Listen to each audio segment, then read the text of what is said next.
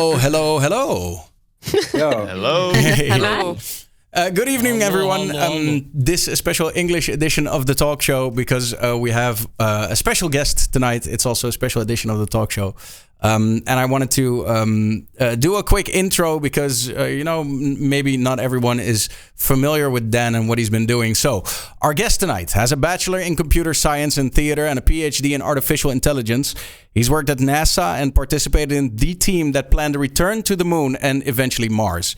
He spent almost 10 years at Google in various roles, including working on YouTube, and then moved on to a social media startup called Nextdoor. He then joined Twitch in 2019 and became the CEO in 2023.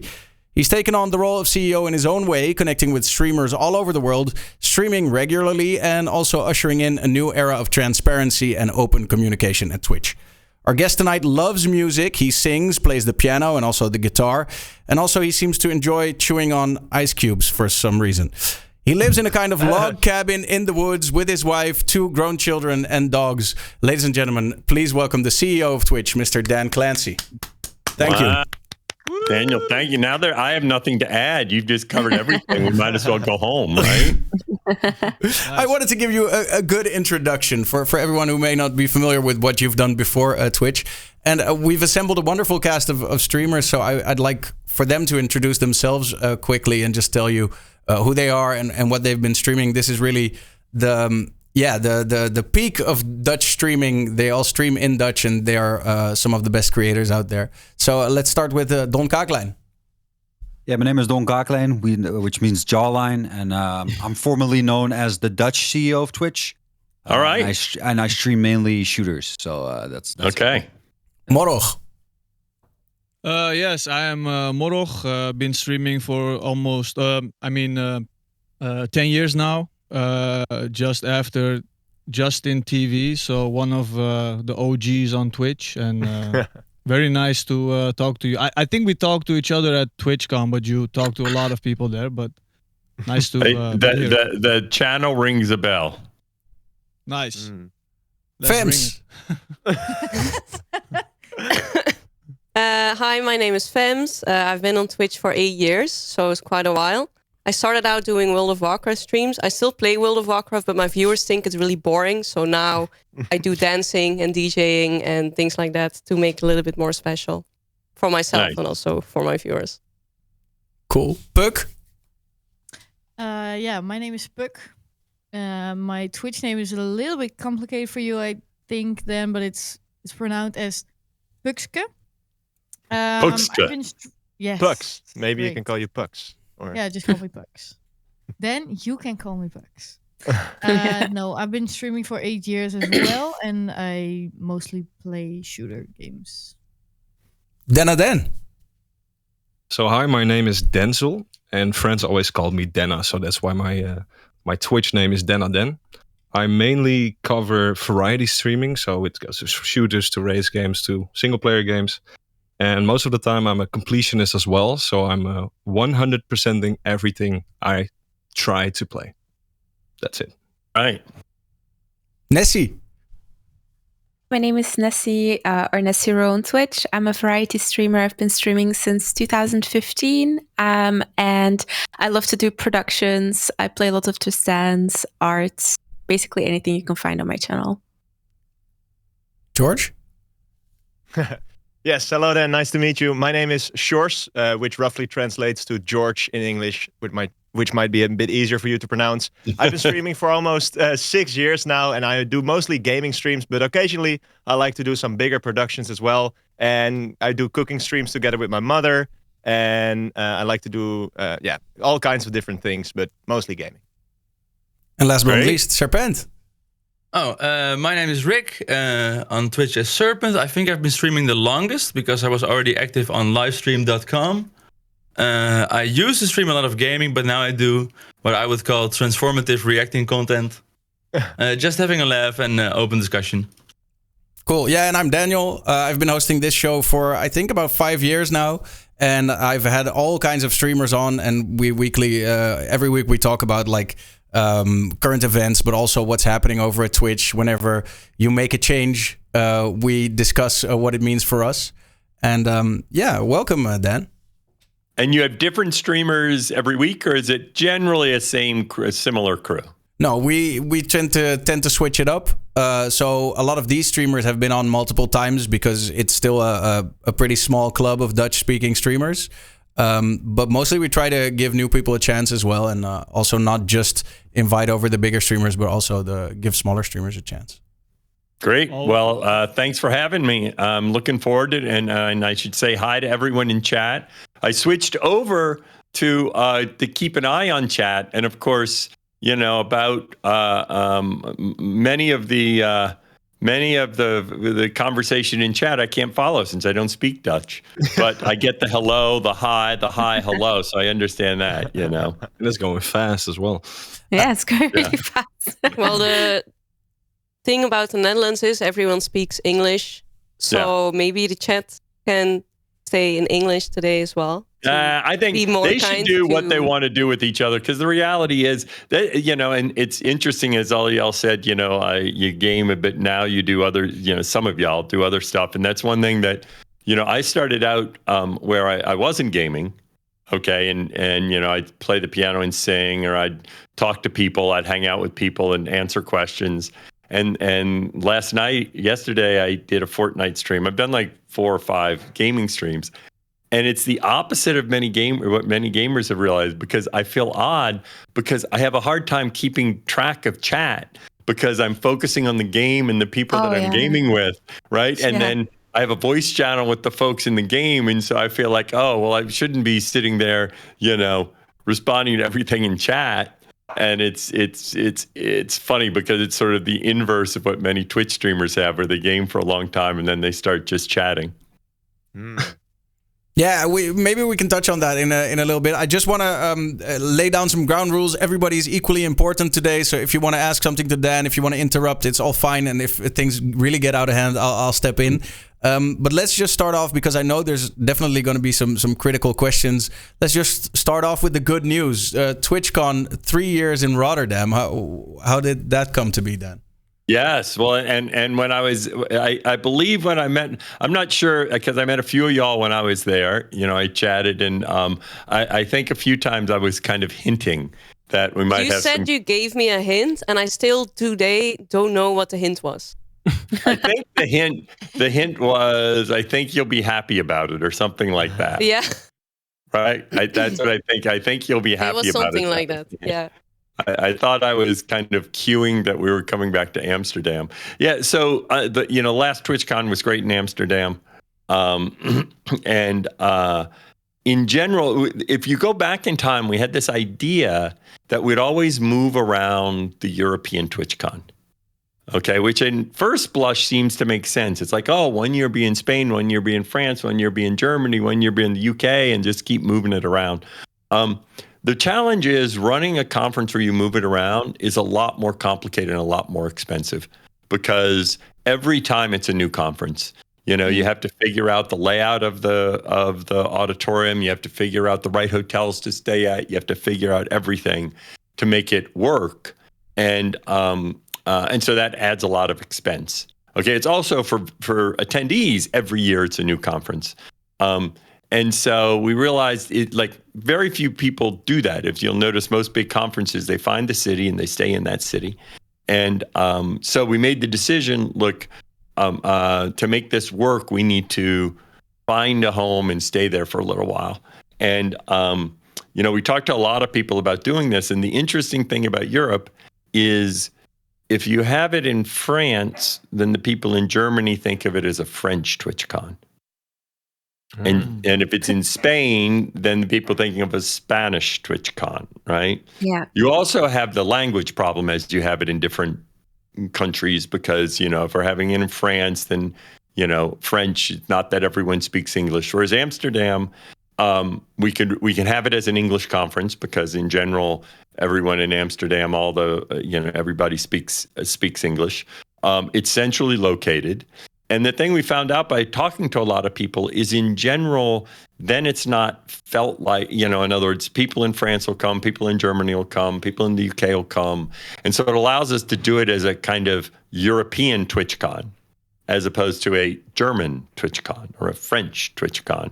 And so I'm excited. Amsterdam was great. We picked Rotterdam because the city was very enthusiastic about us coming. And in fact, I will tell you, when we were choosing between Amsterdam and Rotterdam, and I initially was like, oh, we should go to Amsterdam. It's such a beautiful city. You can go in without them seeing you. My daughter's giving me a look. I'm streaming. I'm on a talk show with 8 other streamers from the Netherlands.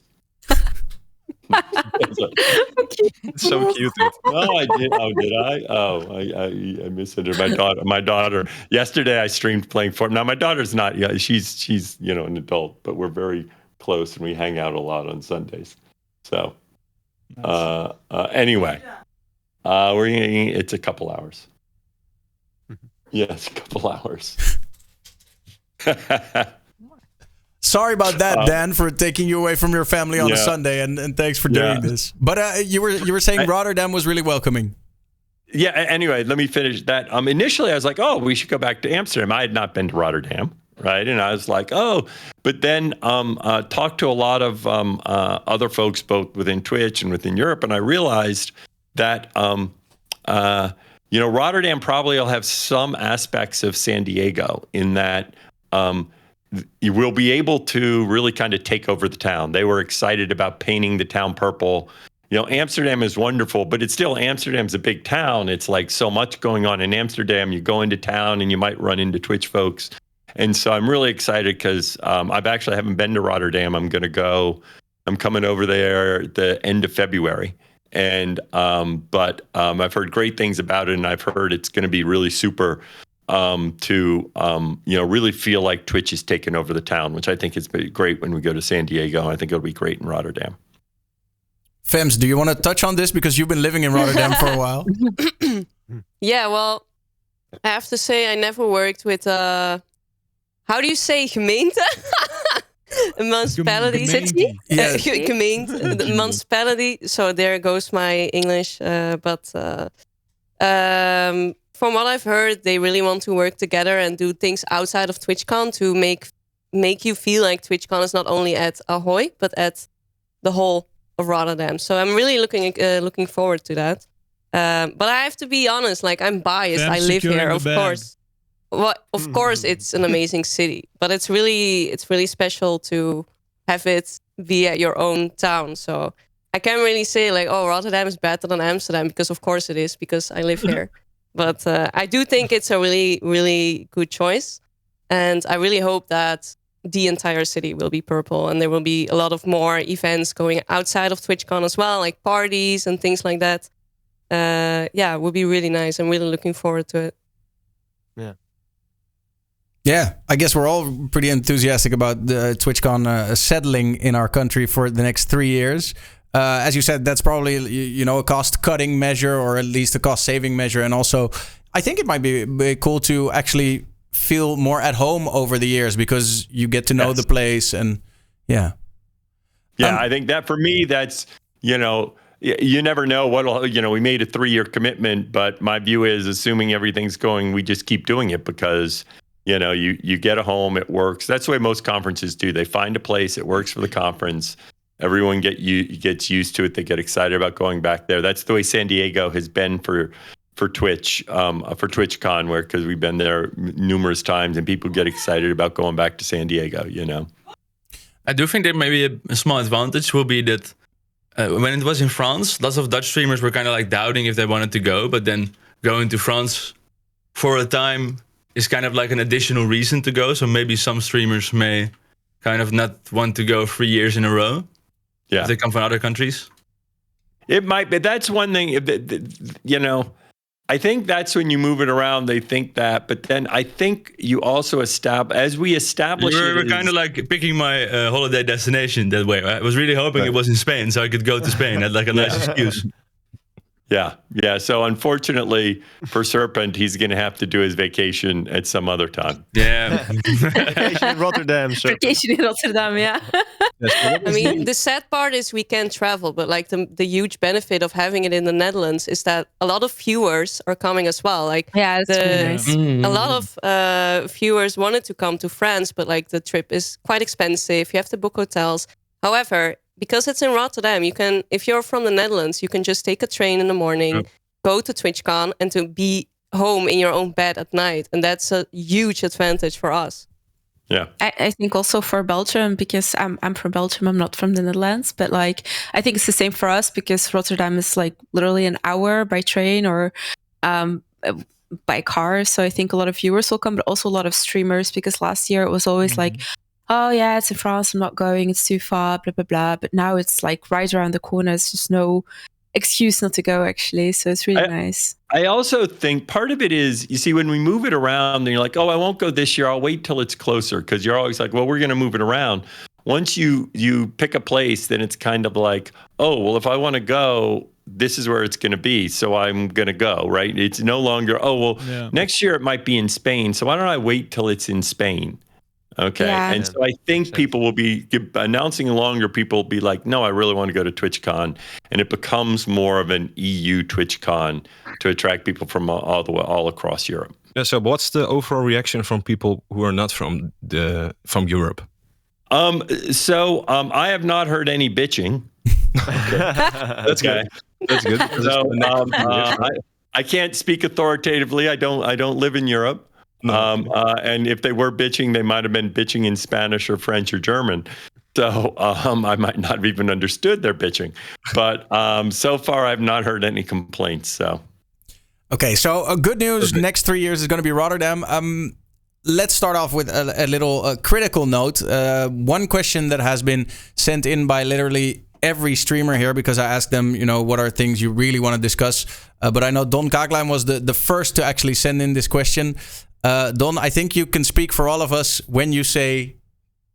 Well, what I was wondering, and I think as Danny already said, like all of us were wondering, we had someone in Holland, his name was Daniel as well, and he was the partner manager, right? And he made sure, like, whenever there was a TwitchCon, we were put right, and he gave us all the instructions. Whenever there was a problem, I got banned once, and he helped me out where I had to find an appeal. All around, for most partners in our country, he was a really valuable person, right? But somehow he got laid off. And my question was, and I think the question of most streamers here is like, what was your decision, if you know, of him getting laid off? Because he was really valuable for us, right? Yeah, I can't talk about. I really enjoyed Daniel. I met with him when I was over there. I won't talk about any individual, because also there's still processes that are going on, and I don't know who's in what category, because different countries have different policies around when you do layoffs and the processes they use. So I'll talk more generally, and the decision was obviously a difficult decision. Because they're people that had worked hard, done a lot for Twitch, not just on the partnership side, on the engineering side, all over. When we had, with our partner team, the way we had built it in Europe was this kind of country model. And if we looked at the amount, the size of our partnerships team for the number of creators they were supporting, we had a lot more in Europe than in, say, North America. Because we were using a country model where, we need to have support in this country, this country, this country. And that just, basically part of our responsibility as we run the company. And as you could see, we then later on made the announcement with the expansion of Partner Plus, is any money we spend, the way we get that money is from the money that you earn with your communities. And so it is on us to think about, how are we spending this money? Because I would rather keep the money in your pocket than take the money and spend it unless I really think it is having an impact. And the reality is the country-specific model was highly inefficient, especially as you looked across a bunch of countries. So we're moving more to a language model. It doesn't mean you won't get the same support, right? In other words, we're going to be supporting you in the same way. It's just, as opposed to saying, we need someone in the Netherlands, need someone in Belgium, need someone here, need someone there. We can say, we need someone that can support these streamers. And obviously, it's better if someone's in Belgium, hang out with you guys and all of that, right? But the problem was it doesn't, it didn't scale very well. And it's not just in Europe. As we look in Asia, we kind of had the same problem. And so in the spirit of we need to be cost effective and think about how we're spending money, and that includes in how we have staff that engages with our streamers, we're moving more to our language model. So how do these layouts kind of work? I saw Nessie raise her hand first, so Nessie, go ahead. You have to raise your hand? Okay. Well, not necessarily, but...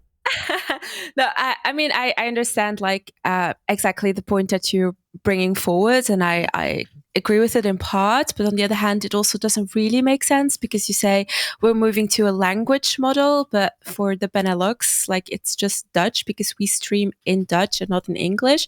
There are people from the Netherlands and from Belgium that stream in English as well, but because before it was the Benelux for all the streamers that streamed in Dutch, right now it's like a bit uncertain, like, okay, we stream in Dutch, but then what's like the difference in the Benelux and like the language Dutch, you know what I mean? No, because people will stream. In fact, as we looked at this, people stream in lots of different languages. The question is, when you're talking to them, can the SPM communicate with them effectively? When you have an issue, whatever the issue is, right? Can you communicate with your SPM?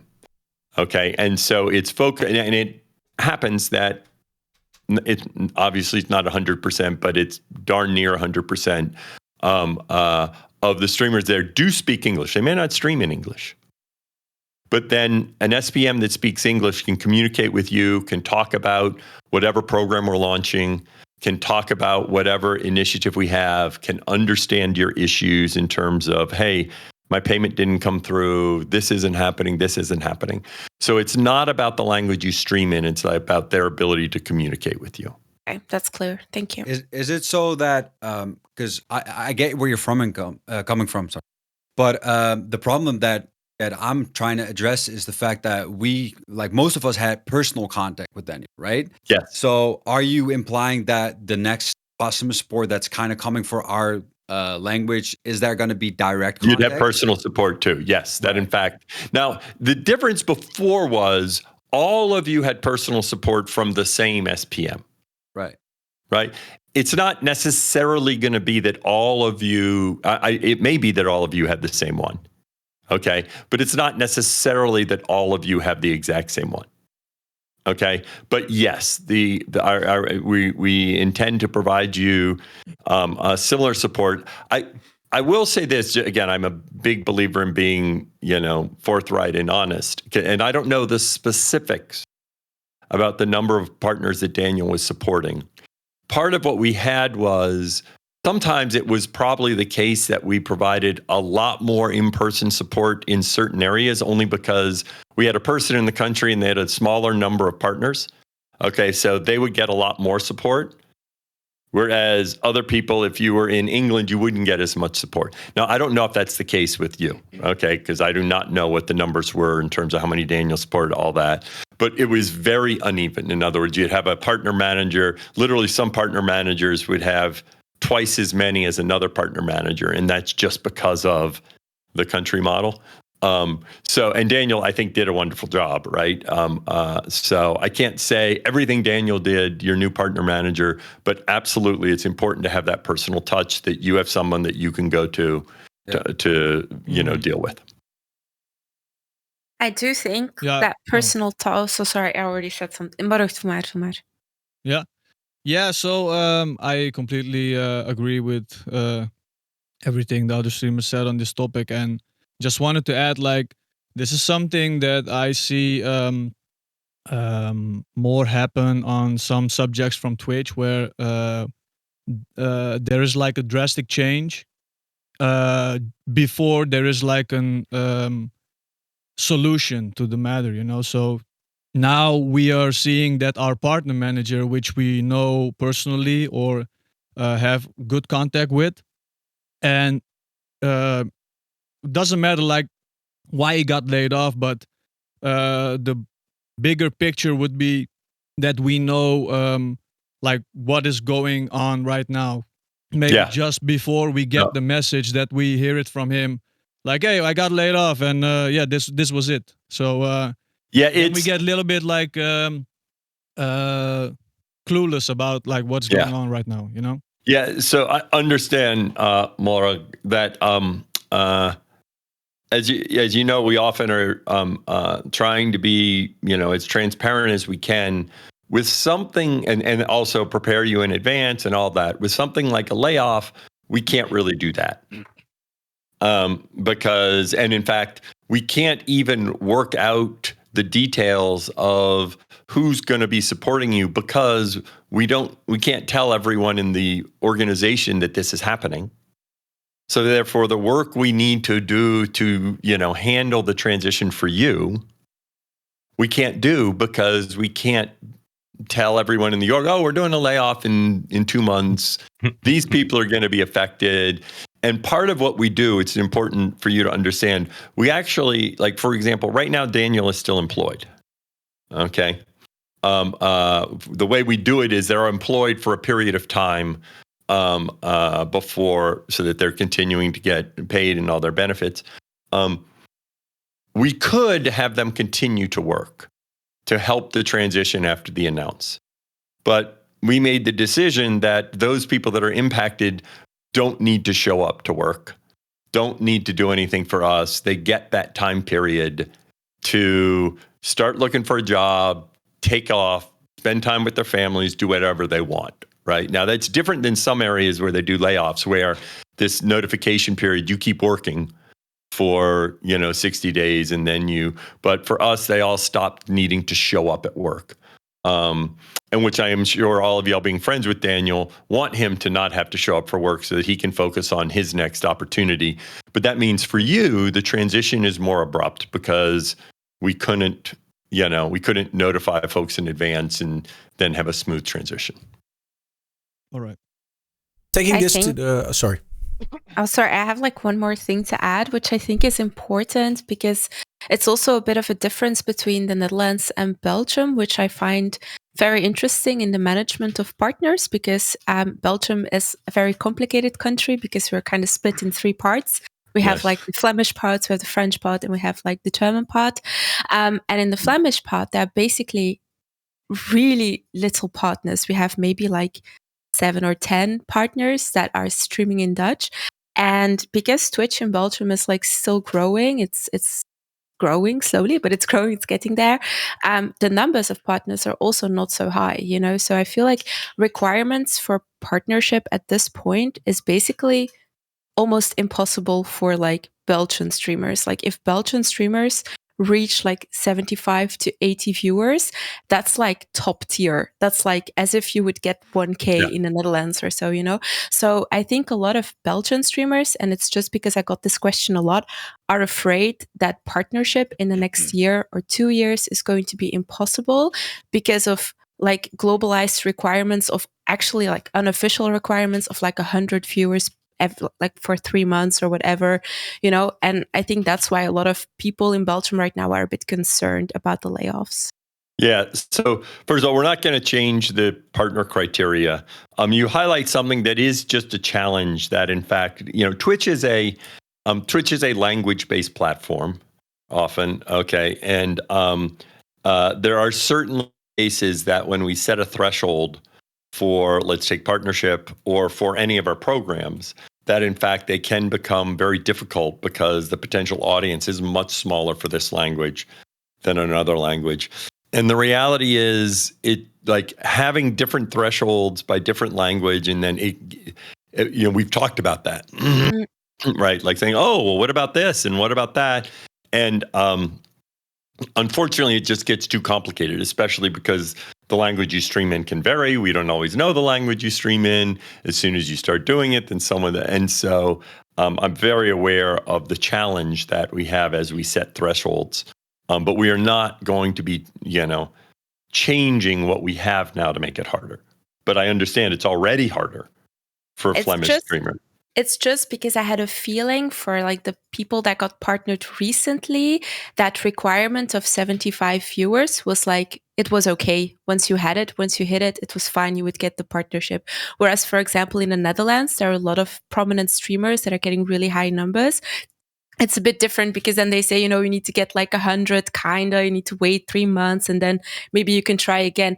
And I think the fear is just if it's going to be someone that is not very familiar with like how the differences are between, for example, Belgium and Netherlands, that nuance will fall away. And I think that was kind of like, how are you going to deal with that? How is there going to be like some plan? I think we're already pretty privileged. I think in other countries you need like way more viewers to get partners. It's like a very small difference, and now you're like very concerned about this. No, I'm not concerned about it. I'm just saying what I hear from other streamers because I'm the only Belgian person here, so that's why I'm trying to ask this question. But I'm going to go ahead and talk about this whole issue of the partner threshold, because that's something that a lot of streamers have questions about, and y'all probably did when you're at the threshold. And it's a little so. The thing that's a little confusing is we have a minimum criteria to apply. Okay. And that's what is seen in your path to partner, where they have the minimum criteria to apply. However, we've always said and always, had a different threshold for being accepted. And the threshold for being accepted actually has been higher than the minimum threshold. And that was, of course, confusing for people. And we never told you what that threshold was. And so people would apply, and keep getting rejected. And they're like, why am I getting rejected? I have 75. And we didn't tell you discreetly what it is. So that's one thing we changed recently, where we came out and we say, look, this is our standard threshold. Now, it is the case that some people might exceed it and then still get it. And the standard threshold is you hit 75 ACCV for 8 streams in each of the last 30 days. Okay, it actually used to be higher, to be clear. We lowered it recently from what was the internal threshold. The internal threshold used to be, I think it was 12 streams for each of the last 30 days. And when we did this, I said, that's too many, lowered it to 8. So you have to have 8 days or you have at least 75. Now we still have a ways to go, because the problem for the streamer is that number doesn't include raids or front page promotion, okay, or embeds. And the problem is streamers can't tease apart how many of their ACCV comes from these. For example, a streamer that I know well who just applied, who got rejected. And I was like, why did they get rejected? Because I looked at their dashboard. And the reality is a huge portion of their ACCV comes from embeds. Okay. And so they actually weren't getting 75 ACCV coming to Twitch. But that's difficult for them to see in their dashboard, so that then they can know. So we still have some work to do to make it so a streamer can see. So then for me, that's the biggest thing. It's just, you should be able to tell. And right now, the frustrating thing is I keep getting rejected. I don't know why. And we still have to solve that, where you can see where your viewership is coming from. And that doesn't exist yet to the extent it should. But if you're not changing the threshold of 75, right? Why not supporting the affiliates and streamers who are challenging with this big number for us? Why don't you promote them more? Like a featured affiliate list, which counts on the front page. Why does it not count on the front page? Oh, so let's talk. You talk about two different things. One thing, and this is important. One of the questions I often get from partners is, well, what are you doing to make it special for partners? Yeah, right? Because I'm not a partner yet. I'm an affiliate. So great. You're not changing the threshold, and that's not needed, but maybe let the viewers on the front page count, or let the embeds count, because you're attracting viewers, right? So you're creating a community. Why does those people are not watching? I don't think it makes sense to include hold on, and we could include viewable as well. Might as well. Yeah, hold on. But he's talking about two different things. Okay, tell me. Part of what I think you're talking about, and again, it's hard for me, Deniden, is what can we do to promote affiliates? Yeah. Okay. Before I get to that, let me make one thing that's clear. I'm actually very clear that partnership is a status. It is not, and that's one reason why we changed the Partner Plus program to just the Plus program. Yeah. That, in fact, there are no direct monetary benefits of being a partner. Okay? And that actually is intentional. The idea is it's an important status in our program, but in terms of how much money you make, it doesn't matter. You get some more emote slots. Quick question in between, just to touch on this, because you say there's no monetary difference, but it used to be that partners got the transaction fees on Twitch's side. For partners, the transaction fees were on Twitch's side. That is fair. I do think the transaction fees there may be different. That's a good point, Daniel. Okay. I do think, I'm not sure. I don't know exactly how we do the transaction fees for partners right now. Okay. Sorry, but sure. I just wanted to make sure. Daniel. So there's still a little monetary difference, but you try to minimize it. We tried to minimize this so that it's a good point for its larger affiliates. There's still some things in there. And there's free food at the partner lounge at Twitchcon. Yes, and there is the benefit of the partner lounge. But for example, they don't get promotional benefits. Like we do not do things just to promote partners. Okay, where we wouldn't create those programs that also would be available for larger affiliates. The real issue you have here, Deniden, is the reality is we don't drive much viewership on Twitch. Okay? Mm-hmm. The people that drive the viewership on Twitch are mostly the streamers. And people don't spend a lot of people like, and in fact, Serpent was pointing this out. When we have like a carousel, you feel really good because your numbers shoot up, right? We have all the data. Being on the carousel does not lead to you growing your community. There are exceptions. There are always exceptions. But in general, you get on the carousel for a week. Those people that were on the carousel this week aren't bigger than they were in 4 weeks. That in fact, it's kind of, this thing that makes you feel good because of course we all see that ACCV number. And it's like this, shot of oxytocin, of like adrenaline or, hormones like, oh, I feel good. Mm-hmm. I've got this big ACCV number. But as Serpent mentions, a lot of times that big ACC number is bogus. Yeah. Because in fact, they're not watching you. Not telling anything, right? Yeah, it's not. In fact, it is deceiving because you feel good. And then, in fact, in some ways, it's actually discouraging because you feel good because like, shit, I'm up at 150 AC and you're there for a week and you feel good about yourself. And then it goes away and now you're like, oh shit, I only have 80 today. Right? And you're like, oh, I guess I didn't do very well today. No, you did great today. Actually, you have 80 people who are paying attention to you versus having 80 people that are paying attention to you and 75 people that you're just on in the background. So we looked at that and we do want to help streamers grow. Okay. This is one reason why actually we're investing in Stream Together. Personally, I think one of the best, strategies for affiliates to grow is collaboration with other affiliates and with partners. Yeah. And we're very clear that, in TikTok, Instagram, they get all sorts of viewership because everyone's swiping, right? The thing that makes Twitch special is people pull up a chair and stay for a while. Yeah. And all of you are Twitch viewers. And I could ask you, how many of you spend 20% of your time on your discovery surfaces when you're watching Twitch? And nobody would raise their hand. Mm-hmm. Because that's not where you spend your time. You spend your time watching streamers, and that's where we want people to spend their time, not spending all their time swiping and, then moving on to the next thing. That's what builds community.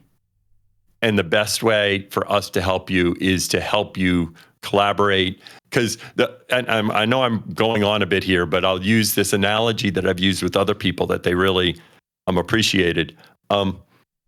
Finding a streamer you like is kind of like finding a friend. That's deep. Okay. It takes time. Yeah. Okay. So suppose you have two friends. Okay. And you tell them both, oh, you two will get along. Y'all should hang out sometime. Okay. If you're like me, they probably don't ever hang out. And that's kind of like a front page promotion. Right. Okay. Yeah, okay. So if we leave that out of my story, I think it's the best way to say it is to make it more clear for the streamer what threshold needs to be reached. And yeah. So I also have a great solution I think, Dan, that's the one solution you kind of missed in your story you had great points, but I think the biggest solution for growing your Twitch channel is to actually make good content. Absolutely. That's the biggest solution. Yeah. Just make good content. Don't make boring ass content, and you'll grow. No. Well, hold on. Let me jump in on that, Kai. Making good content is necessary for growth. Exactly. It is not always sufficient for growth. Right? There are people, a good example, one of our top streamers right now, Jinxie, who he does whatchamacallit, the Tom Clancy thing. Rainbow Six. Rainbow Six, yeah. He went for a year or two with 2 to 3 ACCV. The same guy. Mm-hmm. Okay, he was playing Fortnite. He was entertaining. He was goofy. He was the same guy. He switched over to Rainbow Six because he was like, oh, maybe I can grow my channel. He found someone to collaborate with. Somebody else noticed him, blah, blah, blah. And now he was still entertaining when he had 3 people. So the challenge that exists is the fact that you have to be entertaining. Yeah. But just because you're entertaining, that doesn't necessarily mean you will grow, which is just the reality of live streaming. Yeah. And that's probably why most people, because I think Jinxie also has his fame thanks to third parties so far, like TikTok. Like his clips on TikTok kept blowing up, and they used to be on my For You page constantly. So that's also a thing that every streamer should do, is just make TikToks. If one of them blows and people come watch your stream, you're the same guy as you are on that TikTok, like constantly, as long as you're streaming, you'll grow. Yeah. So that, in fact, that's exactly. Previously, he wasn't doing other social media as much, right? And so that's what I mean. It's necessary to be entertaining, but it may not be sufficient. You also need to create short-form content for other platforms, for more viral platforms, right? You also need to think about how do you collaborate with people so that more people, you have to get in front of people, and then once they see you, they have to be like, wow, he was cool. By the way, I want to finish the analogy because it gets to this point about collaboration. So you have 2 friends. You say y'all should get together. That's like a homepage rec. Then suppose you show up at a bar. You say, hey, meet me at this bar. They go to the bar with some friends. You show up there, but as soon as you introduce them, you take off. That's kind of like a raid. Yeah. Okay? And the reality is raids are great. I love raids. I use them all the time. But the reality is after a raid, they stay around, but that doesn't mean they come back the next time. If you get a big raid, it's not like the next time you stream, your ACCV goes from 100 to 130 because you got a big raid. Okay? Now, suppose you show up every week at that same bar. Okay? And you hang out for a while with them. Eventually, they start talking to each other because they show up every week at the bar. And in 6 weeks, they may now be good friends. 8 weeks. Okay? But they're not good friends till they show up and talk to each other. And the phrase I often use is deep, meaningful friendships all come from repeated, shallow interactions condensed in time. Yeah. But it's also... oh, sorry. I thought you were finished. I'm almost. So the key part here is this is where I think collaboration is so important, because I need to spend 30 minutes, 40 minutes with you and think you're cool. And then not just one day. I need to do it on Monday this week, Monday next week. And I'm like, wow, let me go spend time on her channel. The reality is it takes time for someone to build that sense of community and to grow. And that's why I'm so bullish on trying to help build technology, make it easier for you to collaborate. Go ahead. Technology. Yeah. So what I was going to say is about, I think I completely agree with Kak as well. But I also see that probably a lot of streamers which are still small and really protective of their community, they don't want to like share their viewers as they are afraid of losing their viewers to another community. And I think if you are in that route, a lot of Twitch streamers are like, yeah, I cannot grow, but he is growing faster than me. But if you indeed collaborate with each other, then, just hook up with some other streamer which you see gaming the same game that you are playing. That's why me and Kak and Mocha, we always, we try to game some games together. And then I never see that, Donkaaklijn is stealing my viewers or Shores is stealing my viewers. So I think streamers should not be afraid of this. I think I agree with you, Morrog. Game some games, yeah. Game some games. Interestingly, that's one reason why I implemented I pushed through with the simulcasting policy. At some level, I think Twitch has had that fear by prohibiting people from streaming on other platforms or using other platforms. And the reality is, if you want to grow the pie, if you think you have something good and you think you're entertaining, if you try to hold on this thing that you have, you're not going to grow. What you need to do is have faith that you are entertaining and that you do have a good product and that you will keep growing. Yeah.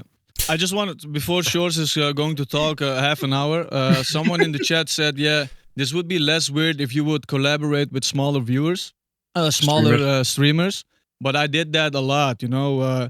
Kaak just was on Twitch and we played Twitch Rivals together and look at him. Like, it's not that I made him big, but I already collaborate with a lot of Twitch streamers and Mocha as well. He's small streamer most of the time, but right now we are playing in Tarkov and such. So it's not that most of the streamers are just picking the biggest streamers and we collaborate just like this. You know, if it just matches and we most of the you want to collaborate with entertaining streamers. Yeah, of course, and it has to feel good. I think after one of Daniel's talk show. That was when I was playing Tarkov, and that was when I was starting to play Tarkov with Mocha, because we were both, I think, in that talk show, and from that moment, we just kept gaming together, you know. So sometimes at these kind of stuff, or at TwitchCon, you just talk to each other, and then you become a little bit more friends. And I see now where you're from and come. I think we can all agree that collaboration is a great way to grow on Twitch. I've seen Dan say this a lot of times. So let's move on, George. Yes. So I wanted to touch on also growing Twitch, but not by streaming together.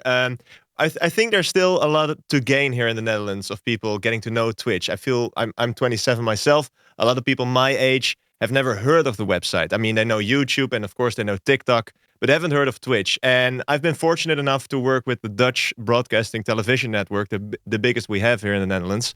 And I've done some streams together with them on Twitch. They've been interested in Twitch the last couple of years.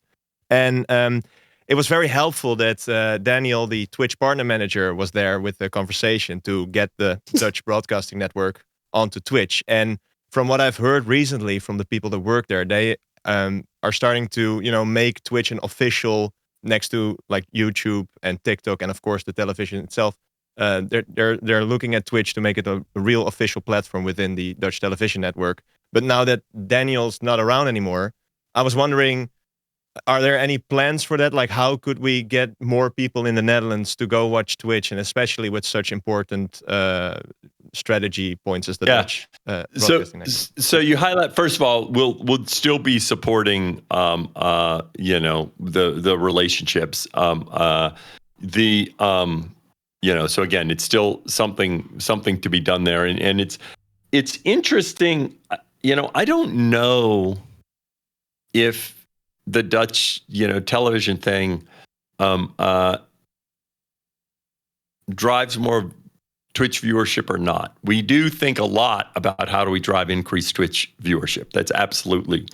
The thing that I have found in general, because we've done like a lot of Twitch marketing, and we obviously have spent a lot of effort to try and think about how can we grow Twitch viewership. That's kind of our job. And the thing that has become clear as we have done it is that there's one thing you can do, which is promote Twitch, the platform.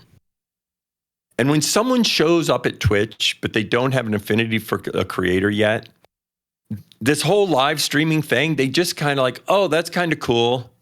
Mm-hmm.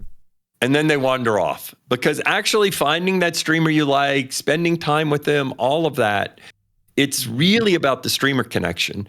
And so the interesting thing in general, I have found that the way Twitch grows is because someone builds an affinity with one of our streamers through some other distribution network. Yeah. And it may be the Twitch, it may be the Dutch National Broadcasting, but it won't be because of Twitch. It's because one of you is featured, and a lot of people say, wow, they're really interesting. I want to see them more. Okay. And then they come and watch you and they say, this is really cool. And then once they watch you, they might get exposed to Morrog or some other streamer. And then now they have 1, 2, 3, 4, 5 streamers that they start watching. And now they have an affinity for Twitch, the platform. But it almost always starts as an affinity for a creator and their community, because you have to sit there and really get what live streaming is to understand the magic of live streaming. That's one reason why actually making it easier for you to share content on third-party social media platforms, right? Because they find you entertaining, and then you say, come check me out on Twitch. So, right? Do you think that Twitch will always be dependent on other platforms to grow its audience, or do you think at some point Twitch could become this place where you discover stuff and maybe watch VODs and maybe watch shorts, etc.? Or do you think Twitch should focus on live streaming and let the other platforms do the promoting? I mean, I think yes. And so the short answer is, I think this idea that Twitch becomes the place you come for all your short form and long form entertainment, people don't want that. And the reality is, to make that work, we would have to change the experience where it wouldn't work as well for live streaming. What if so there was a period where you guys experimented and got some big Dutch YouTubers on this platform. You gave them a contract, and like Enzo Knol, Milan Knol, QC, a couple of names.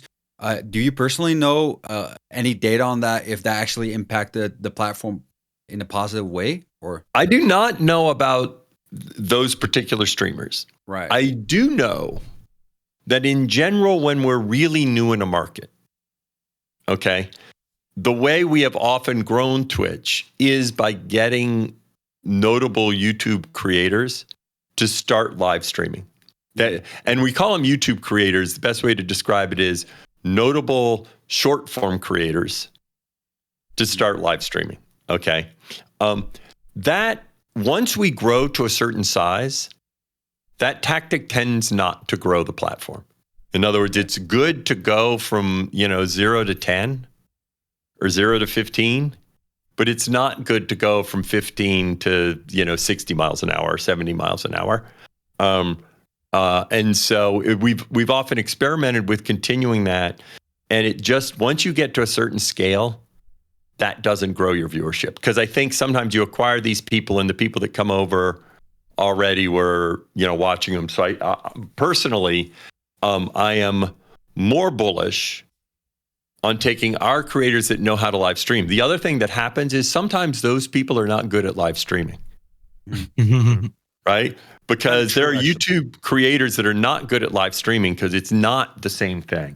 And so in fact, you pay someone and they're not that entertaining as a live streamer. And so then nobody sees them. They don't pay attention to chat. That certainly has happened in music where, like, we think, go get this musician and get them to live stream. And they just treat it like they would other platforms, and they don't get how you're supposed to engage on Twitch. So like, I'm not all that bullish about us going and recruiting some big musician to live stream. If they want to, great.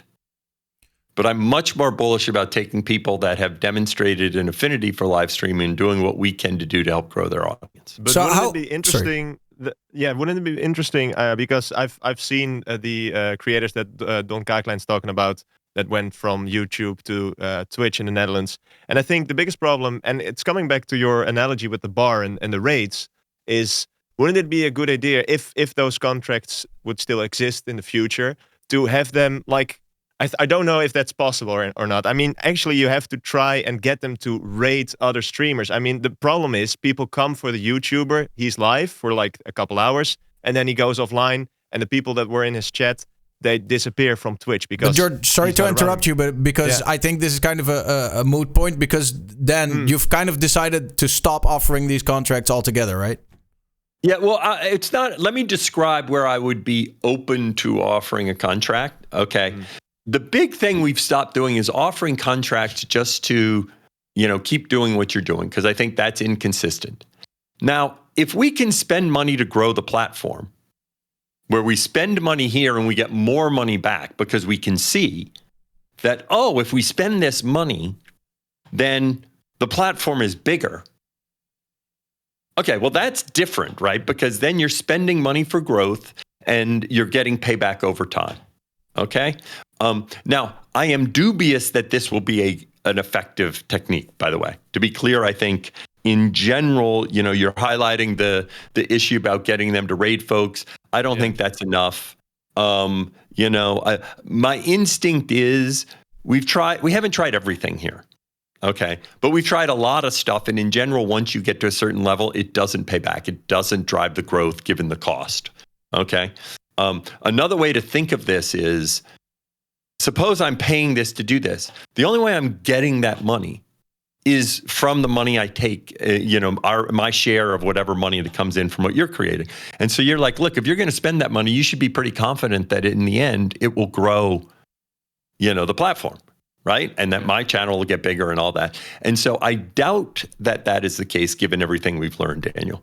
Okay? So what does work? What does work? Where can you spend money to make us all grow, or is that still something you're figuring out? I'm not sure if just spending money. Well, I think, but let me tell you the way I think. There are a few things in terms of how do we grow the platform.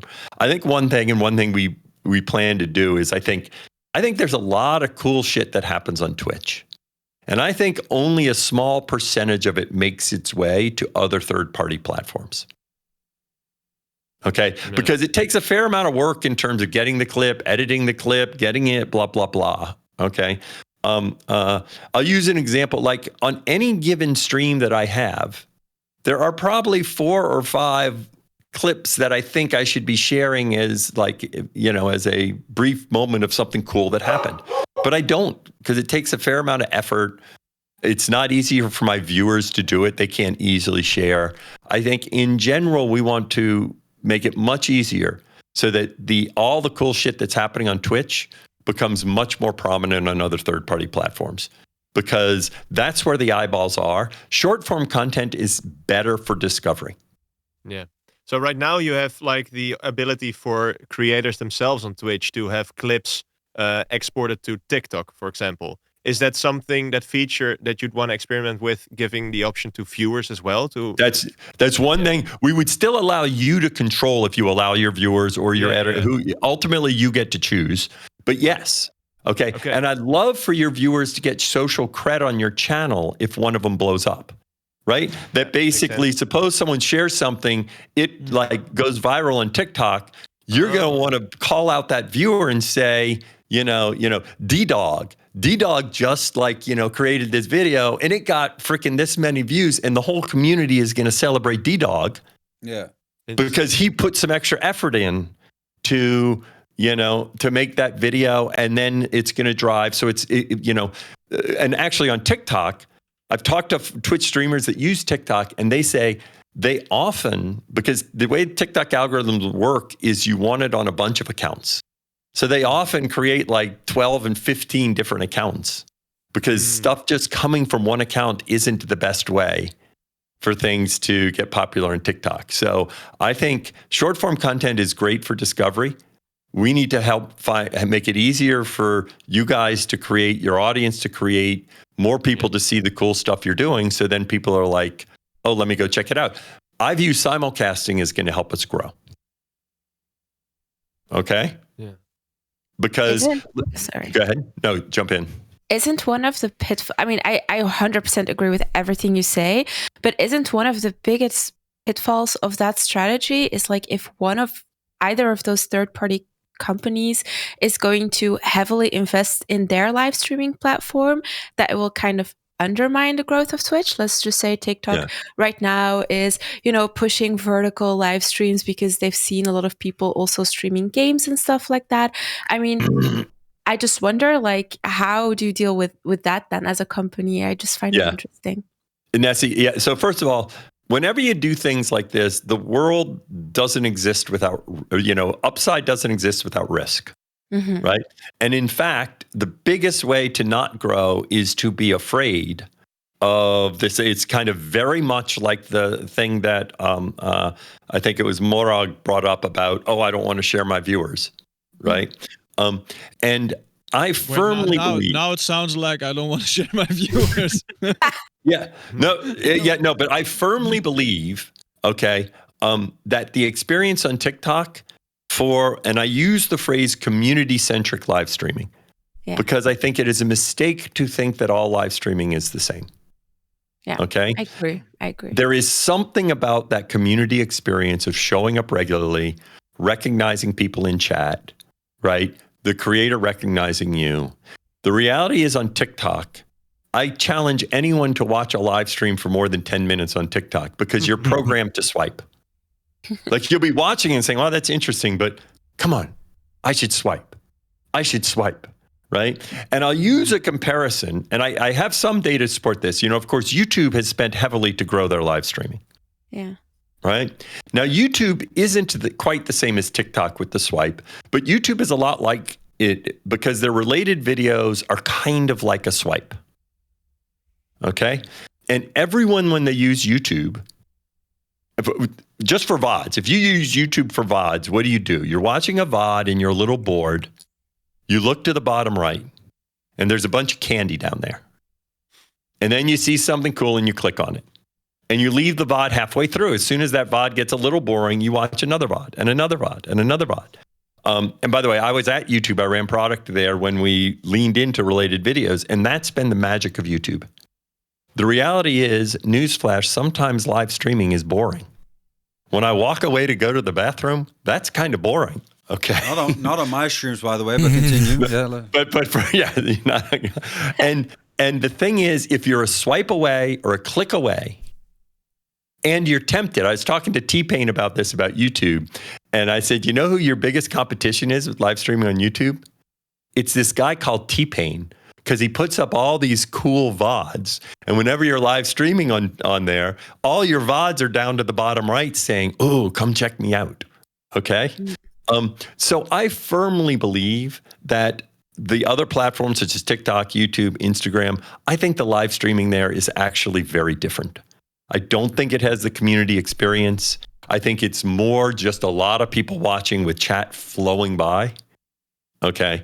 And I think it's great for the people who want to do it every now and then. If you want to build community, I think hands down, Twitch is the best place to be.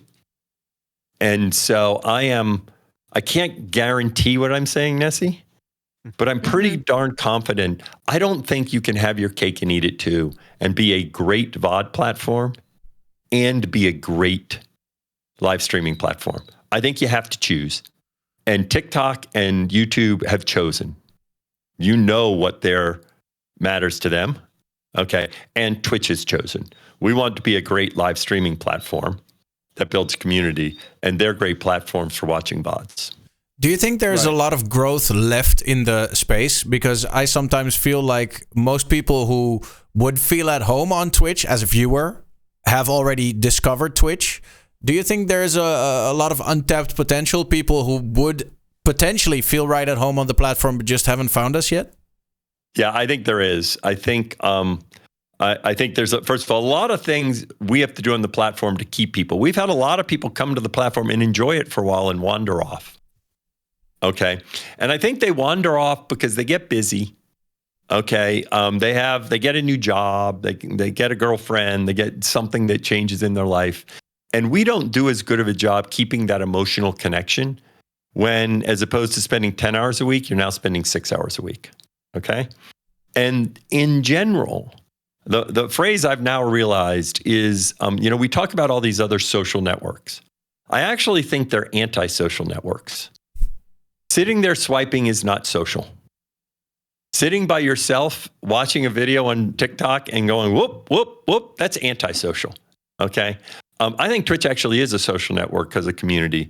I think actually people enjoy that. I think we need to maintain that emotional connection. I think we need to continue to diversify our content because, in fact, sometimes maybe they stop watching because, well, they've stopped playing Rainbow Six Siege and they're not gaming quite as much, or they're not doing it right. And, we didn't expose them to other creators that are doing IRL and doing cooking and doing everything else that happens on Twitch. Okay. So I think we're still at the beginning.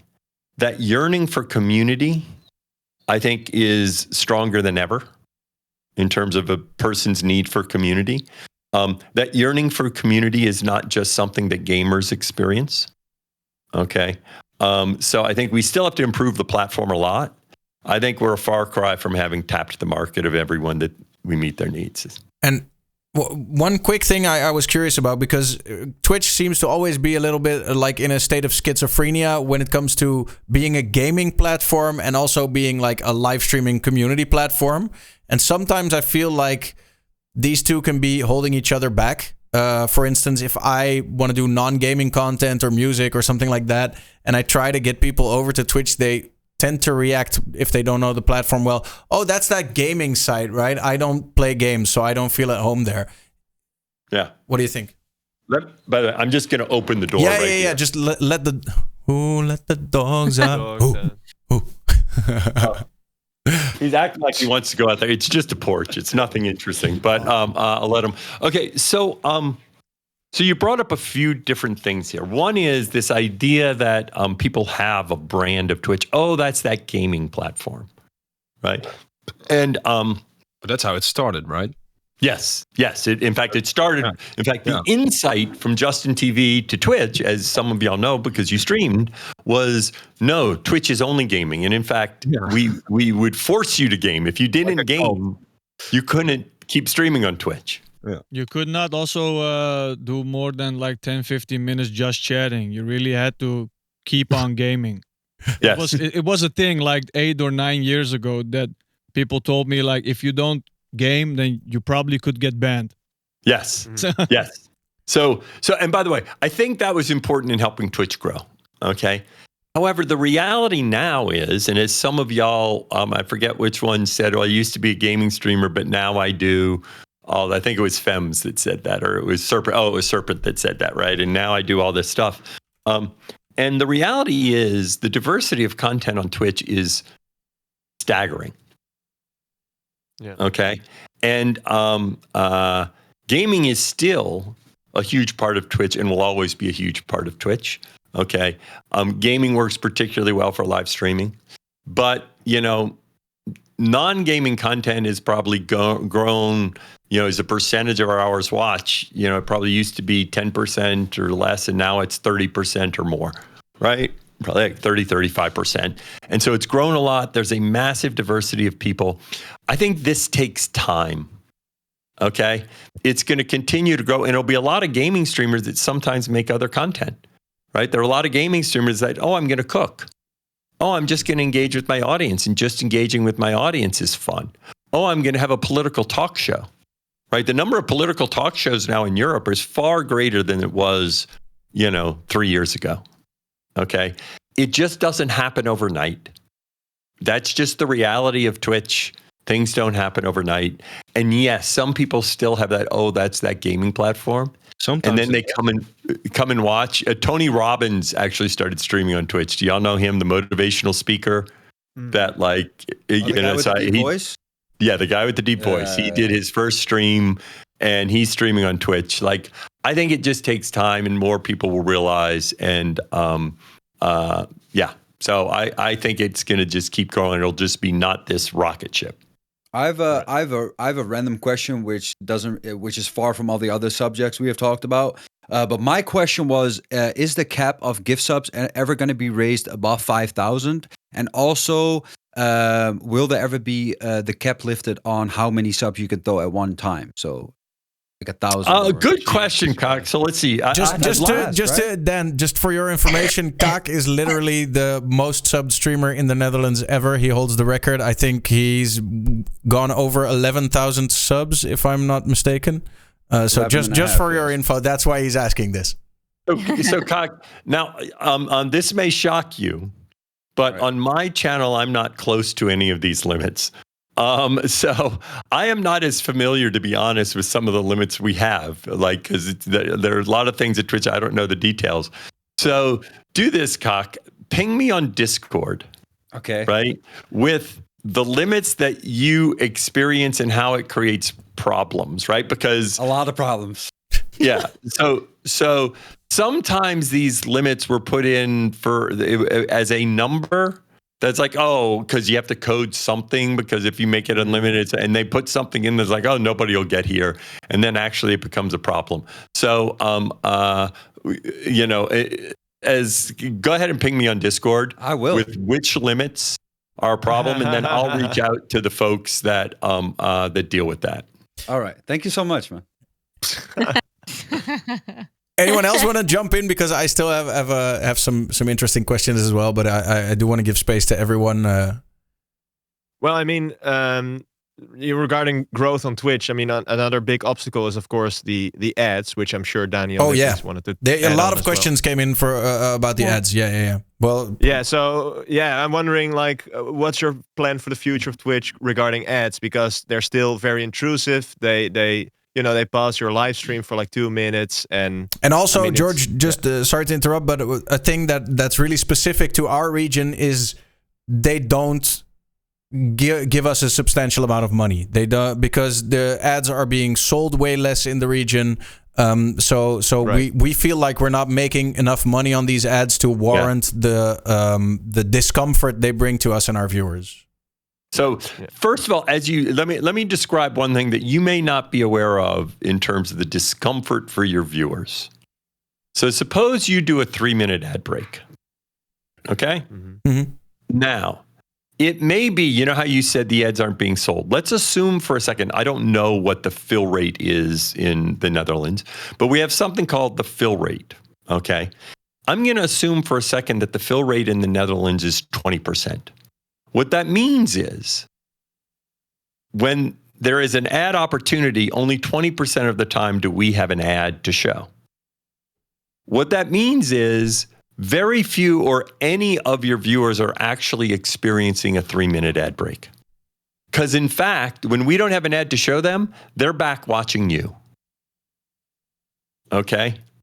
And so these things about how much money you make from an ad versus the discomfort that your viewers are seeing, you as a creator don't know this, actually. And I know it's one thing I've thought about, because you feel like you're imposing upon all your viewers, okay? When in actuality, most of your viewers are back within a minute or a minute and a half, okay? It does occur to me that may be a stat that we show to a streamer so that you understand how many of your viewers are experiencing an ad break and at that point in time, and how many aren't, right? So now ads in the Netherlands,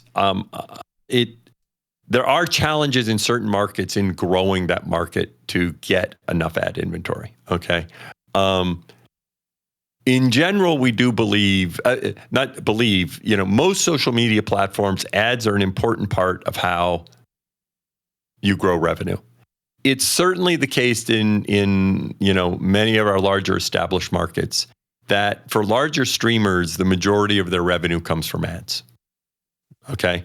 In fact, one thing for you to know is as you grow, the efficiency of your channel in terms of your subs and gift subs, larger stream in terms of how many people are watching them, larger streams are much less efficient in terms of getting viewers to give them subs and gift subs.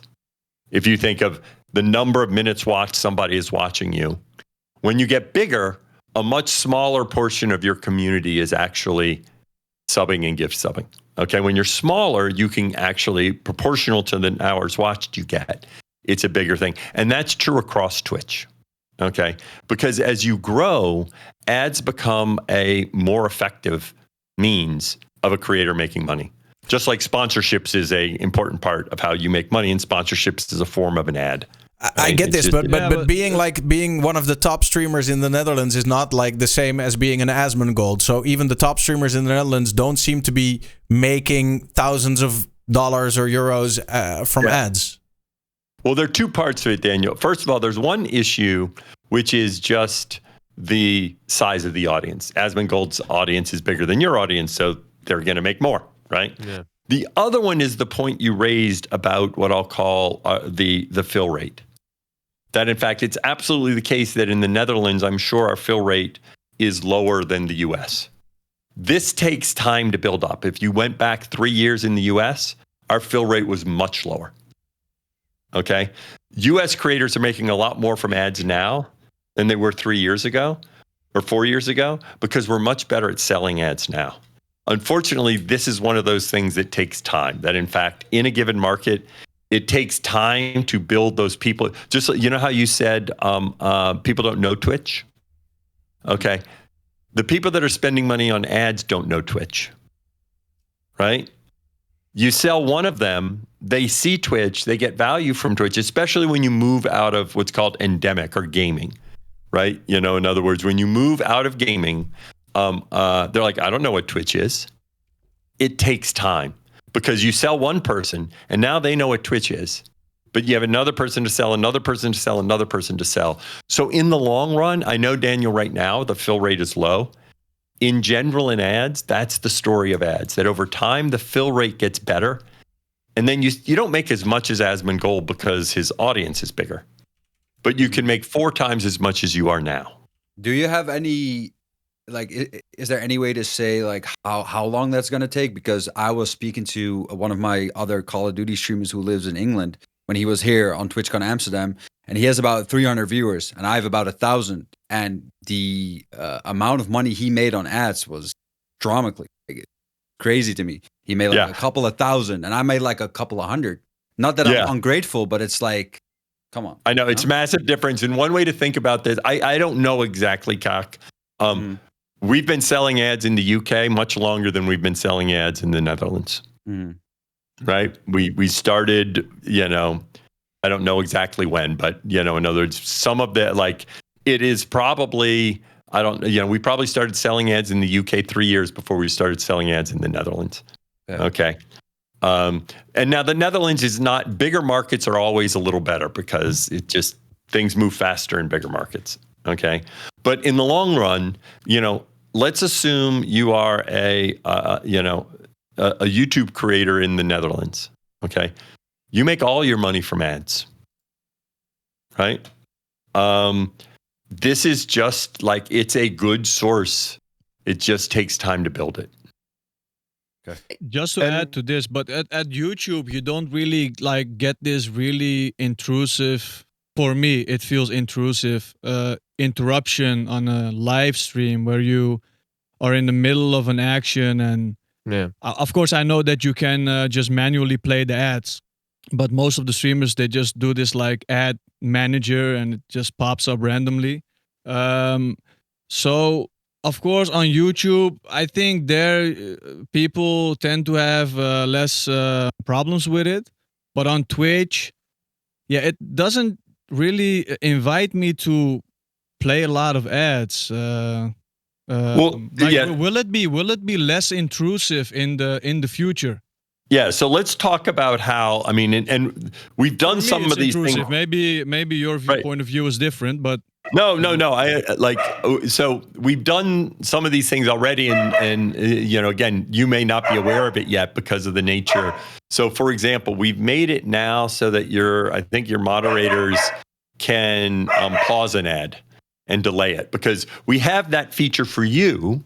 And that feature's been there for a while, but when you're streaming, you just can't, like, you know, you're not paying attention, and if something cool is happening, so that's, I think there's still a lot of work we can do to make it easier for you to get the ads in a portion of your stream that is less intrusive, right? That if you're at an intense part of a game, you're at the intense point of a conversation, you know, you want to pause it, and then you're still going to be entertaining during the ads. Because the one thing that is different for us in YouTube, given our sides too, is this point that subscribers don't get ads. So this idea that, it's an ad break and I get up and walk away, that actually isn't the way it works. Okay. And in fact, when we don't have fill, people come back. So it is something that we need to help you understand when to make sure the ad doesn't land at like a particularly inopportune time. And by the way, that I know in the US, I've heard lots of good things from folks being able to hit the pause button. Personally, I think we may have already done it. I think we're looking at moving the pause button into your chat window. So that way we can have a timer show up in chat, because the problem is you don't have that window open that tells you when an ad's coming, but you do have the chat window open. That'd be sick. Yeah. Regarding making money on Twitch, there's also this thing, and it's not in the Netherlands, and it's not in a bunch of other Europe countries, but it's the bounty program, I think. And for the people that don't know what the bounty program is, that's I think mostly games that can offer like like a deal or that sponsorship. Yeah, you can accept the offer, and then you have to stream like Apex Legends for an hour. You get $100, and I think that's a thing over in the US mostly, but not here in the Netherlands and not in most other Europe countries. And is there any plans to get that here? Yeah, so the bounty board never really it never really worked like we had hoped in the US. It's it's a marketplace, and in general, streamers feel like, look, the amount they're offering is small. It just the way we built it and all that, it doesn't deliver the scale that we had hoped that it would deliver. We have a new program focusing on sponsorships that we're trying to develop that hopefully will be more effective to help you find sponsors. And then if it is effective, then we would expand that to the Netherlands. Right. Of course, the tricky thing is, creators already manage relationships with brands, and we are supportive of that. It needs to be, as we do things at scale and matchmaking, it needs to be something that really does drive meaningful value to a large number of creators. Right. Yeah. Okay. Something I was really curious about, because I saw you. I was reading your biography and reading some articles, and you did a lot of stuff. As I said in the intro, NASA, Google, etc. When the opportunity came to become a Twitch CEO, you probably already knew that it was going to be a hard time. The best days of COVID were just over. You were coming out of a round of massive layoffs, and as CEO being able to crunch the numbers, you probably saw that there was more on the horizon.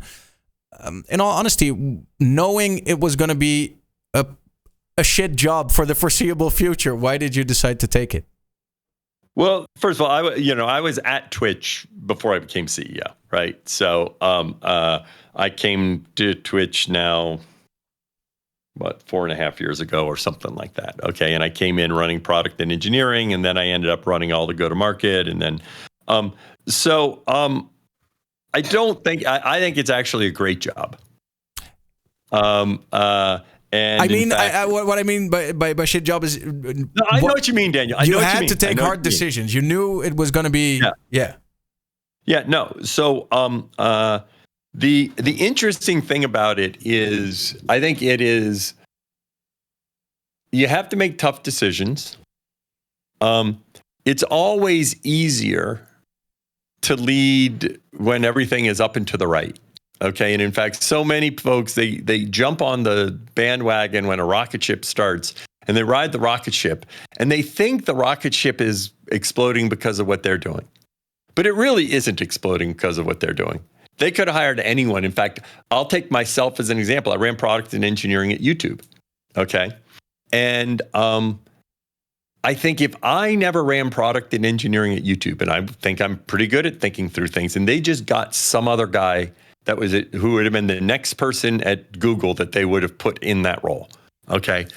Do I think YouTube would be in a meaningful, different place today if they had gotten the next guy in? And the answer is no. Okay. I actually did not have a meaningful, and this was while YouTube was on its rocket ship ride. Okay. And so I can't sit here and said I had a tangible effect on where YouTube ended up in 2023 from my 2 years of work of running product and engineering there. I believe I will have a tangible effect on where Twitch is in 2035 because of what I do. Okay. It's also far more rewarding because the community at Twitch cares deeply about Twitch, right? That's why you give us such a hard time on all these issues. Okay. The reality is nobody really cares who's the CEO of TikTok. Okay. It's just like, yeah, whatever. I'm going to post my shit on TikTok. And so it's also much more rewarding. And in general, what I found completely is that as long as I'm honest and transparent, I may do things you may not like needing to let Daniel go. Okay. But if I'm honest and transparent, then all of you appreciate it. Okay. There will always be a naysayer. So the tricky part is I need to have a tough skin, because I can, give away $1,000 to 100,000 streamers and someone's going to bitch about why I didn't give it away to, the other 200,000. It doesn't matter what I do. Someone will bitch. And so I have to have a tough skin, but it's a great job. Since we don't have you for too long, because we want to let you enjoy your Sunday as well, could you, because I was really intrigued by you having spent such a long time at NASA, and also being part of like the team that has worked on what's about to happen, and NASA now wants to go back to the moon. You were a part of this team. That's a whole different world. Do you ever miss the rocket ship thing? Like the literal, not the metaphorical rocket ship thing, but the literal rocket ship thing. Yeah, no, because I had moved to a level where I was a manager. Most of my time was dealing with just government, like politics and all that shit. Okay, which is an important part. But in fact, when I left, one reason that I left is because I realized I would like sell these programs, and I would sell them and get people to convince to give us money to do shit. And I'd be like, yeah, I don't think they should necessarily be spending money on this shit, but I could sell it. But they couldn't call bullshit on me because they didn't know enough about AI and all the stuff to say, no, we should do this or that, right? And the reality is NASA is a wonderful organization, but I wasn't the one working on the rover.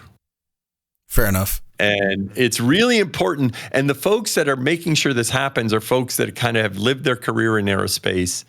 That's what their whole career is about. I'd lived my career, my background was technology, AI, all this stuff. And I was like, no, I don't want to spend all my time, dealing with government stuff. Okay. Talking about artificial intelligence then, are there any plans to implement it in Twitch? Like from the viewer side of things, to put artificial intelligence on the front page to better promote streamers who you actually like? All kinds of something with advertisements and AI in Twitch. Was that not something recent? Yeah, we do. By the way, that's all right. We've been using AI, like our recommendations. When you go to recommend, we're using AI for that. Okay. AI is used to try and target advertising. That's a big part of advertising, is using AI. We use AI in AutoMod. We use AI to detect fraud. Which is a big part in our, subscriptions business, because people are constantly trying to, launder money or do other stuff. So we've been using AI in Twitch for some time now. Okay. The thing that is transformative about AI of lately, and this is one of the things that I think is, AI is this big blob. And in fact, if they had just named things differently, things would be broken apart into different pieces, because now there's so many things that are AI. The things that is transformative now is generative AI, okay, which is a type of AI. It's not all of AI, okay, and that's what leads to ChatGPT and all that stuff. And so I will morph this into the question of, how does generative AI impact Twitch? Okay. And this is something I constantly think about. My general feel, and whether or not we have a role with generative AI. My general feeling, and I'm not sure about this, is generative AI, I think, is going to be very interesting for Twitch. It'll often be third parties that enable creators to amplify their creativity. So let's take something like VTubing. Okay. Right now, it can cost you like thousands upon thousands of dollars to get up a rig for VTubing. Okay. There's this one startup, I think their name is Hyper. Okay. That, they're bringing it down so that you can VTube now for like fractions of the cost, right? Hold on, let me see. Let me just see. Hold on, I have to text something. Hold on. I can do it when needed. The family's calling because they may, not right now, but in the future, they may need me to take something off the grill. So...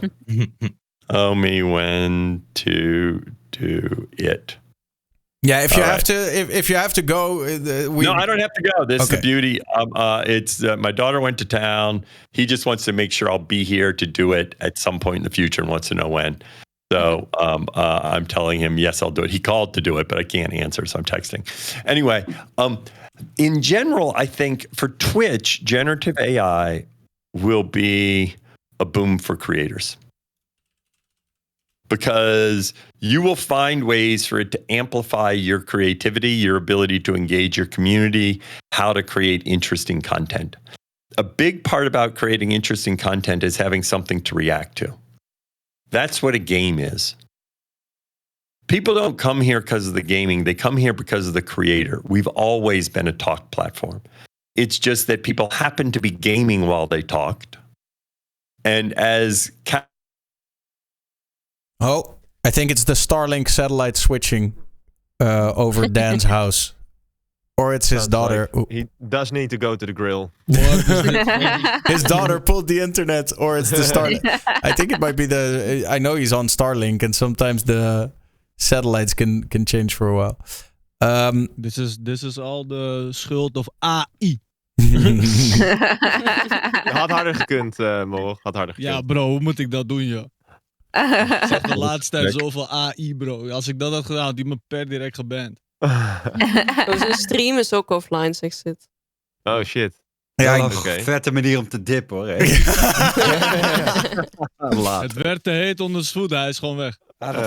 We kijken wel even of hij nog terugkomt en zo niet. Ik wilde sowieso met jullie nog eventjes nabespreken. Van wat vinden jullie? Wat is jullie idee over Dan? Ja, wel... Ik heb gewoon geen hol te melden hier, maar... ik voel me een beetje lullig, maar heel eerlijk, als ik niks nuttigs te zeggen heb, hou ik liever gewoon mijn bek. En er waren hele interessante vragen gesteld, dus ja, dan... Ja, ik merkte ook, chat was vrij ongeduldig, maar het is natuurlijk een man die... Chat was echt toxic as fuck, jongens. Ja, gedraag jullie eens een keer. Ja joh, hallo. Ik wil gewoon in de camera kijken. Jullie en, behalve die stairs bij Sjors, jongen. Ik ging echt oud. Oh, sorry, Sjors. Elke keer als jij praatte, ging die chat. Ik kon echt dat is niet gewoon meer, wat ik doe. Ja, ik ga het ook niet stoppen, hoor. Fuck hun. Echt. Ik snap wel where I'm from in komt. Je weet where I'm from in komt. Maar je weet ook dat als je ik ben het wel begonnen, Sjors. Ik moet eerlijk zijn. Ik gooide de eerste stair. Oh, echt? Oh, fuck. Ja. Ik kreeg kriebels in mijn buik. Maar hij praat wel natuurlijk heel erg vanuit het platform. Dat merk je wel natuurlijk in zijn woorden. Dus hij is... En dat is helemaal oké, bro. Maar tegelijkertijd is dat natuurlijk... wij kijken vanuit streamerperspectief. En daar is hij ook voor. Maar je hoort ook in zijn woorden van... als ik... Zo, Daan, loop jij nou? Oh, ik dacht dat je ook al vastliep, bro. Nee. Maar... over het feit van... Ja, we doen dingen. En als we dan geld investeren... moet er wel dat weer uitgetrokken worden. En noem het maar op. Dus... Op zich is dat wel logisch natuurlijk, maar tegelijkertijd ook met die ads en zo. Kijk, de ervaring leert wel dat het hier toch iets anders is waarschijnlijk voor de mensen. Dat mensen maar 1 ad te zien krijgen of zo, weet je. Volgens mij is dat niet echt het geval, snap je? Maar ja, ik weet ook niet of zij dat allemaal... Die man weet natuurlijk niet van elk land hoeveel ads iedereen te zien krijgt. Dus hij komt natuurlijk een beetje met een algemeen verhaal. En wat ook duidelijk naar voren kwam. Maar voor de rest was dat wel op zich nice. Hij zei wel ook over Groot-Brittannië dat hij daar al langer ads aan verkoopt. En dat dus dan ook weer verklaart waarom die ene guy veel meer krijgt dan bijvoorbeeld een kaak. Omdat het gewoon hier wat moeilijker te vullen is of zo met de Nederlandse ads. Ja, maar er waren vroeger toch ook ads hier op Twitch? Ja, maar waarschijnlijk nog steeds niet genoeg of zo. Bro, ze moeten die shit gewoon omhoog krikken, man. Gewoon meer doen, man. Ik moet wel even zeggen, ik heb op mijn eigen stream een systeempje gevonden om tegen ads te gaan, waarbij ik een soort van plugin heb en dat toont dan van, ads starten in 10 seconden en dat telt dan zo af. Dus mensen kunnen zien van, ik ga een ad krijgen. En dan hoor ik wel veel mensen in chat zeggen van, maar ik heb geen ad. En andere mensen dan weer zeggen, ik heb wel een ad, ik heb er maar eentje, ik heb er maar 2. Dus wat hij zegt, voor mijn stream persoonlijk klopt wel.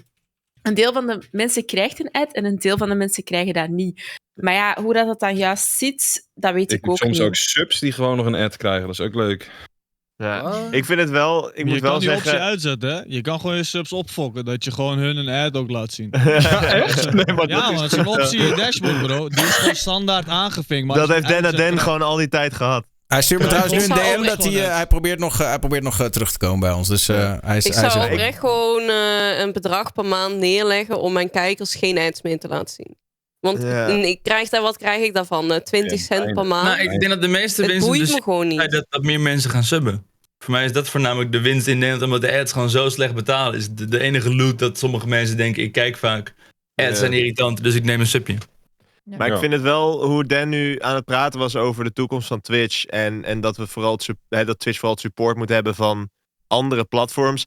Ik bedoel, het klinkt logisch hoor wat hij zegt. Ik ben het wel mee eens. Alleen het klinkt wel als een hele soort van niet heel solide basis, toch? Voor het platform. I don't know. Ja, dat is toch wat ik Een zei. beetje Ik zei dat dat sneu. Ja, maar- is. Ik dacht, oh, ja, nou. Ja, daar komt hij weer. Maar is het Kunnen we Geloof niet meer roddelen, roddelen. jongens. Maar Mhm. hij moet nog even de Discord joinen. We horen hem niet. Hè. Discord. Can you join the Discord? Maar Puk, gooi jij nog even dat... want jij had inderdaad nog als... Dingetje nog bij. ja, gooi dat dingetje nog even op. Want dat vind ik ook wel interessant. En nu wordt het echt Mag ik zo'n een out rip in of de chat voor pocket. Puk? Hij gaat tering hard geband worden. Ja, nu wordt het een of out of pocket vraag van Puck. Van... Als ze vragen of ze ambassadeurschap verleend kan worden? Yo. Oh, he's back. Yo, zegt hij ook. He's back. Dan, can you hear us? Where's Daan, je Cock cam is going? blijkbaar dubbel of zo, bro. Oh ja, ik weet het. Maar Dan, are you able to hear us again? Hello? Misschien is zijn PC uitgegaan met die Discord. I hear you now. Oh yeah, you hear us now? Alright. I hear you now. Okay. It Hello? feels like there's a little bit of delay, but anyway. Puck, you wanted to touch on another question. Yes, moment. My mic is really soft, according to the chat. No, I turned you up. Okay. Yeah, then I was really curious about your opinion about women trying to bend the rules on sexual content. I mean, it keeps happening, and I don't know. It feels like Twitch is not really willing to take a hard stance. So I'm really Yeah. curious So about it. first of all, we actually,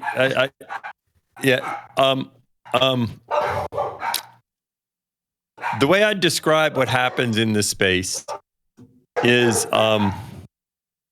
sorry about the dogs. It's okay. They find holes in our rules sometimes. Okay. Where there's an intent, but then they find a hole. And that's what happened with the apparent nudity that they started to do, right? Mhm. Our policies didn't prohibit what they did, but they found this like hole and then they started doing it. And so then we updated the policies to prohibit apparent nudity, right? This is one of the challenges is in certain categories, people will always be trying to find the limit of the rule. And that is absolutely the case in terms of some of the people that have sexually themed content. When the first hot tub thing started, that was an example of them finding this,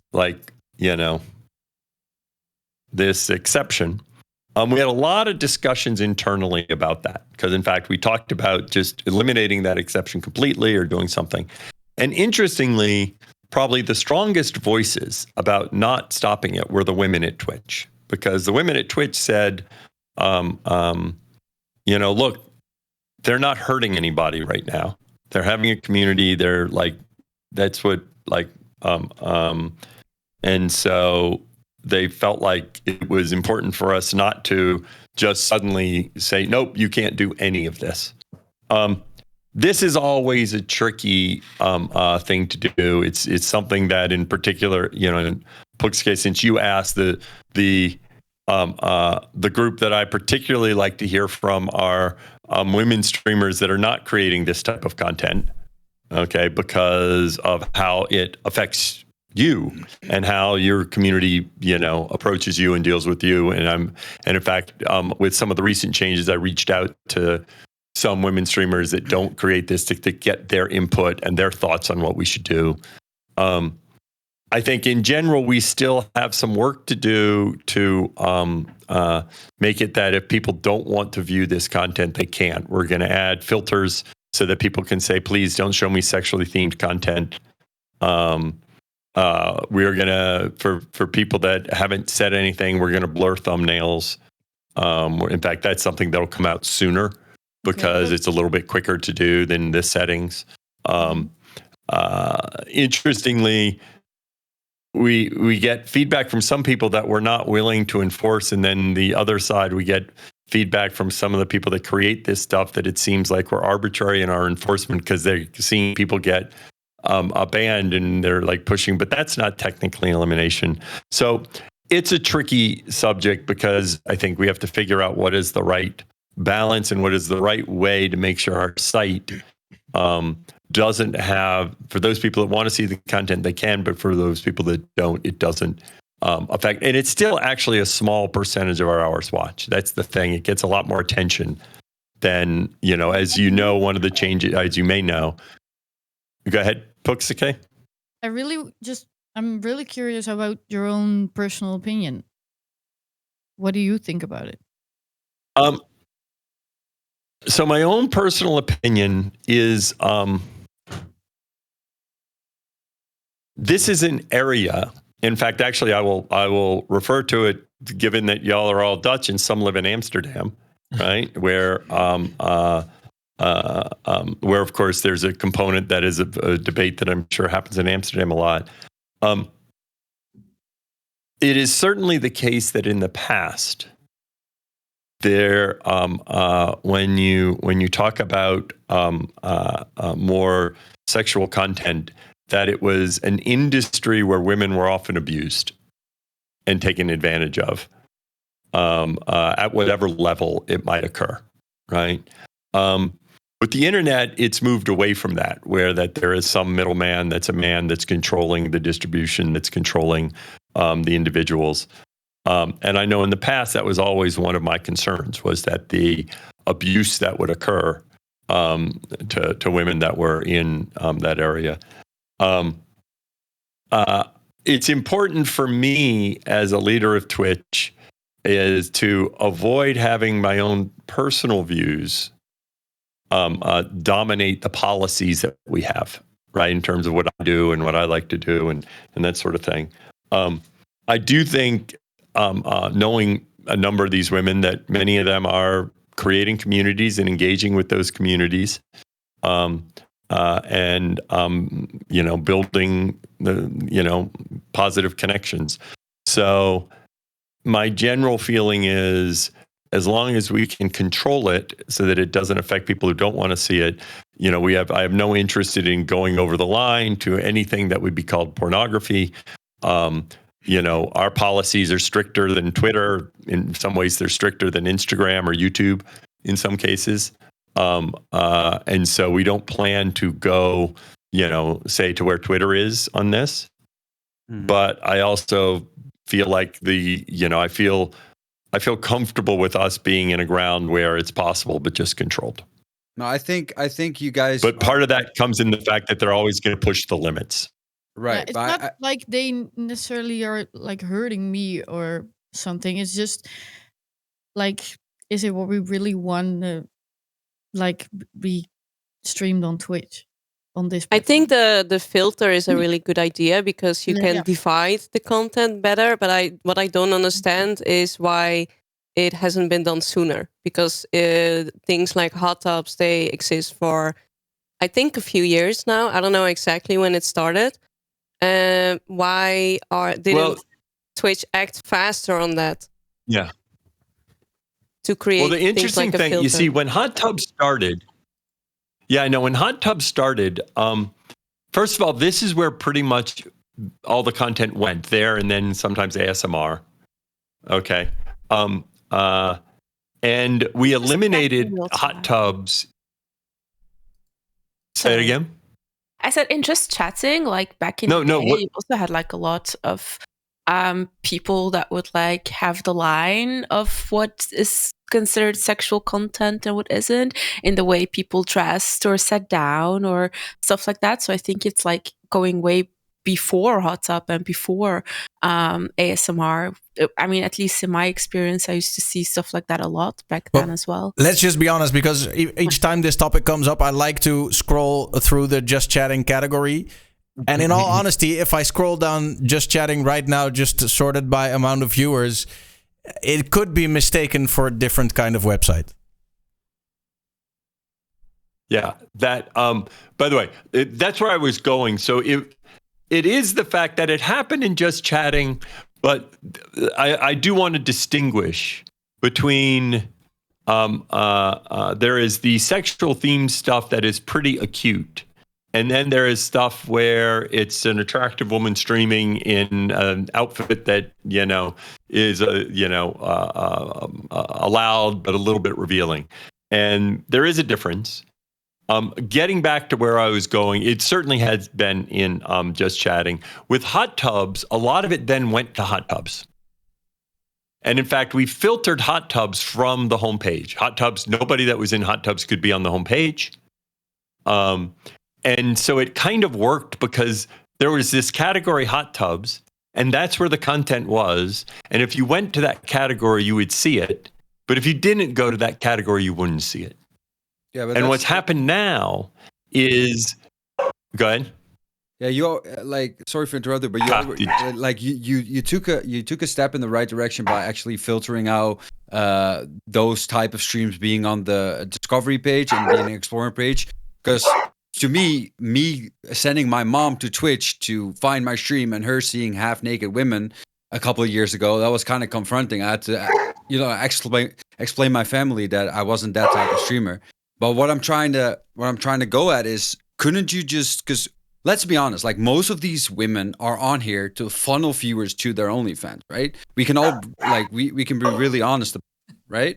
Because that's the only reason they're streaming. They don't give a fuck about Twitch. They don't give a damn about the platform. They just want to that actually, by the way, that, because I've talked to them, and that actually isn't necessarily true. That really, because I've talked to some of them and I've asked them, how much do you care about Twitch?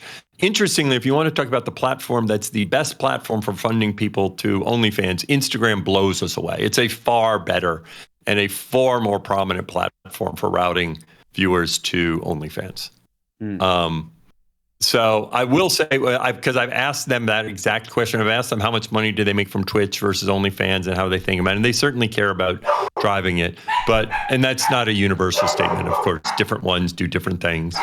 But I can tell you, they care about the engagement from Twitch. It's not just to route them. Sorry about the dogs. Hold on. I'm going to hit mute and then scream at them. Yeah, okay. Actually, I'm not going to hit mute. We want to hear you scream at them. Just scream at them. All right. I didn't hit mute. Dan, if they start doing it again, I will step back. Dan, sorry. There was a friend of yours in the chat who is saying that you are still logged in on Fortnite and that is causing your PC to crash or something. Just wanted to let you know they were spamming it in the chat. Maybe shut down Fortnite, but I like to hear that he's not just. I think it's a network problem, not a Fortnite problem. Are you gaming Fortnite right now? Anyway, I'm happy we can hear Dan, and I'm also happy that he's not just the CEO of Twitch, but also the CEO of his own dogs. Because when he screams, the dogs tend to listen. By the way, let me go ahead and finish this. I want to finish the question so in fact, hot tubs made the problem not as acute, and now it is becoming much more acute because they're moving into just chatting and other things. And so the question was, why didn't you do the blurring earlier? And that is because we also didn't have the label before. Okay, so we needed to get the sexual themed label. Okay, so that way we know and we require them to label it, and if they don't label it, and arguably we could have done the blurring 3 months ago or 4 months ago, right? But it has become more acute because it's moving even more into just chatting, and out of hot tubs, and so that's a problem. And I agree with that, and that's why I think we need to have the blurring and we need to have the controls. Okay, isn't it also something? like, just for me, like wondering like if I would be like a brand or something and you'd be like asking me like, hey, would you want to advertise on Twitch? And I don't know about Twitch. And then I go to Twitch and I see all of this content. Isn't that also sometimes limiting the advertisement possibilities because of the fact that there is, of course, we say a lot of nudity. Yeah. Maybe it's not a lot of nudity if you look in percentages, but the reality is people know that about Twitch women. Like when I say at work, I'm a doctor. When I say at work, I do Twitch streaming, people look at me shocked. They think that I'm like here jiggling the titties, you know? It's just really true. So I have to be like, no, I play video games, right? I do not do that. You know, so there is like a general idea about it just because of like when a first time users come to the platform and see that. I just wonder for brands and advertisement possibilities, isn't that like an obstacle? Yeah. So, by the way, first of all, that's one reason. This is one of the challenges as we start talking about a news story and how people respond to a news story, that in fact, this content isn't on the homepage. Okay. That was an important thing for us to do. As a regular Twitch streamer, you use the categories a fair amount. Actually, people that come to it for the first time, they don't use the category. They don't understand this browse by category and then go to ASMR and all that. So it doesn't mean that the problem you're saying isn't a problem because somebody sees something in a news article, somebody sees something in something else. Okay. And so therefore they get this impression of Twitch. And interestingly, and I think this is this issue of controlling the content. It's actually, there's like Instagram, which gets a lot of money from advertising, has a lot more content than we do in terms of this. And as I said, it's a much bigger platform for routing viewers. And YouTube has a lot more content. And Twitter actually allows like, you know, full nudity, right? Which we don't allow. And Twitter, people don't say, oh, you know, people don't go, oh, you post on Twitter, but isn't that right? And some of that is because they've done they've made it so that it's not apparent to someone who, you know, comes to the site and isn't looking for it. Okay. I do worry that, as I said, I think it is permeating into just chatting, and some people will, you know, go into just chatting. And yeah, I can tell you one of the things that I struggle with is this question of, should we create a category so that way it's in that category and it doesn't permeate into other categories? And it's a catch-22 because you create a category and it's almost like you're promoting it.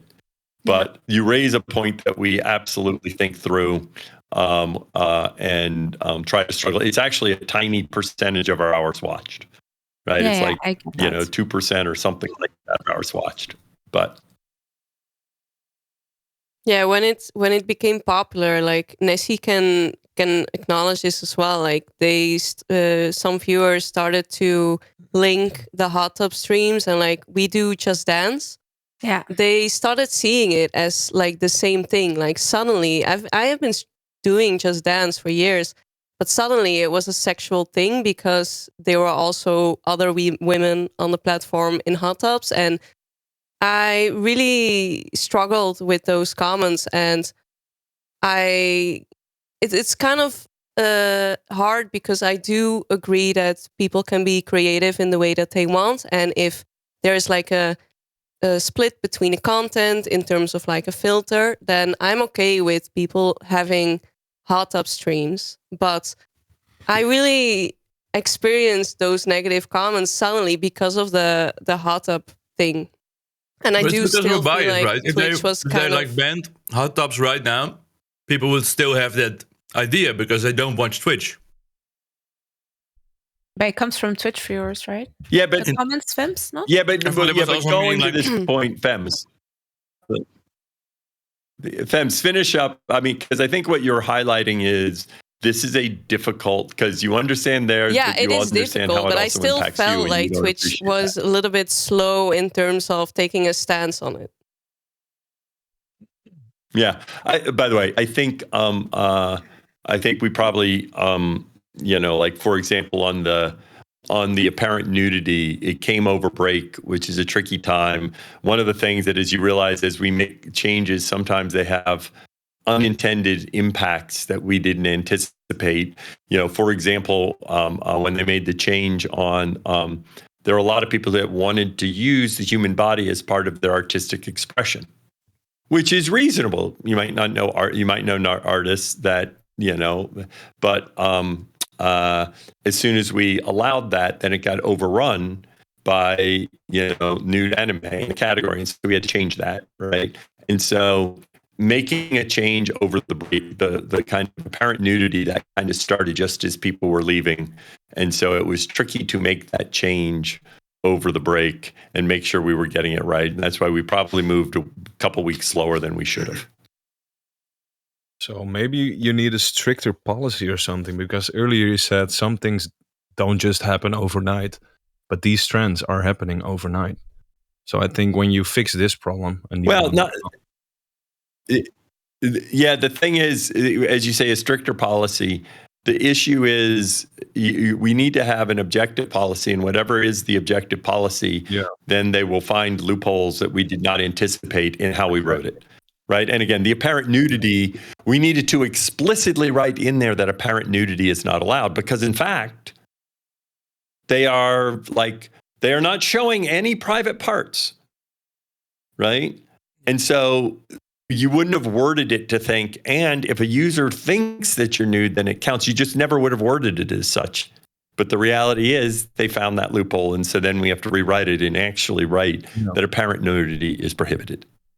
And they will probably still find loopholes in the future. Yeah, again and again, and that was. I'm just thinking, if there's some kind of cultural difference, because in a lot of ways, I think the U.S. is a lot more prude than we are over here in Europe. For instance, the Netherlands was one of the first countries in the world to legalize prostitution and to put it out on display in center of Amsterdam, and we don't really think of sex in the same way. I think that you're allowed to show nipples on actual television here. So I think in a lot of ways we are a lot more liberal and easygoing about it. But for some reason, I think that over here we have more of an idea that, okay, you can have we shouldn't be worried about showing a nipple in context. But I think we're much more focused. We have a much more sensitive radar on when somebody's sexualizing for the sexualizing of it, where in America it's just generic. Oh, you can sexualize all you want as long as you don't show a nipple. I'm just thinking out loud if there's a cultural difference, but I think that's the whole issue. I don't mind seeing a nipple as long as it's like body painting or whatever, if it's not sexual. But what I do mind is, personally, what I mind is these girls doing everything in their power to drive their OnlyFans subscriptions when they're dropping something behind them and saying, oh, let me just put my mirror just in the right angle before I go to pick it up. That's something that I think shouldn't be on Twitch, while someone, being sunbathing in the nude, I don't care as much. So do you think there's a cultural difference? So first of all, there are clearly cultural differences. And interesting, as you highlighted, oftentimes America is, America sometimes, strangely in terms of traditional media or beaches and other things, is more prudish than Europe, right? I think the other part that you talk about, I don't think is different in America versus the Netherlands versus Europe, that in fact, this more overt stuff is just trickier to handle. And that's why, to be clear, again, it's on Twitter, like full nudity, it like much more permissive. We just need to be better at getting it so that it doesn't impact an average viewer. But isn't the main issue that it's very hard to have subjective rules? Because yes, we can say this kind of feels like you're sexualizing it, but it's very hard for a moderator, of course, to. There are also instances where it can kind of feel like somebody is intentionally sexualizing something while it's not. The reality, any rule has a boundary condition is the problem, right? I think and the boundary saying condition don't show your nipples or we'll ban you is kind of like a clear boundary. Yes, and in the end, we have to have we have to have what I call is reasonably objective rules, something that someone can read them and understand what's allowed and what's not. Okay, I think we can move on from the sexual content topic. Something that someone asked. Let me just check my administration. I don't remember who asked the question, but wouldn't it be time for a blanket ban on all gambling? There's been a lot of discussion about gambling, and now people are still doing it, but they're doing it on different websites. Sometimes it's difficult to moderate because there's a short list of which websites are definitely not allowed, but the other ones are kind of a gray area. Over here in the Netherlands, we have been having a lot of problems with legal gambling for the past 2 years. Since it's been more legalized, a lot more people have become addicted, and it's a huge problem. So one viewer asked, wouldn't it be time for a blanket ban on all gambling?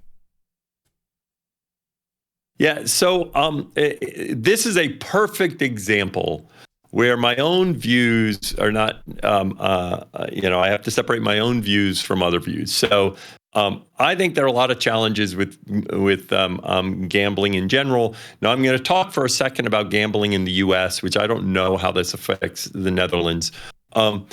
You know what the biggest form of gambling in the U.S. is, arguably?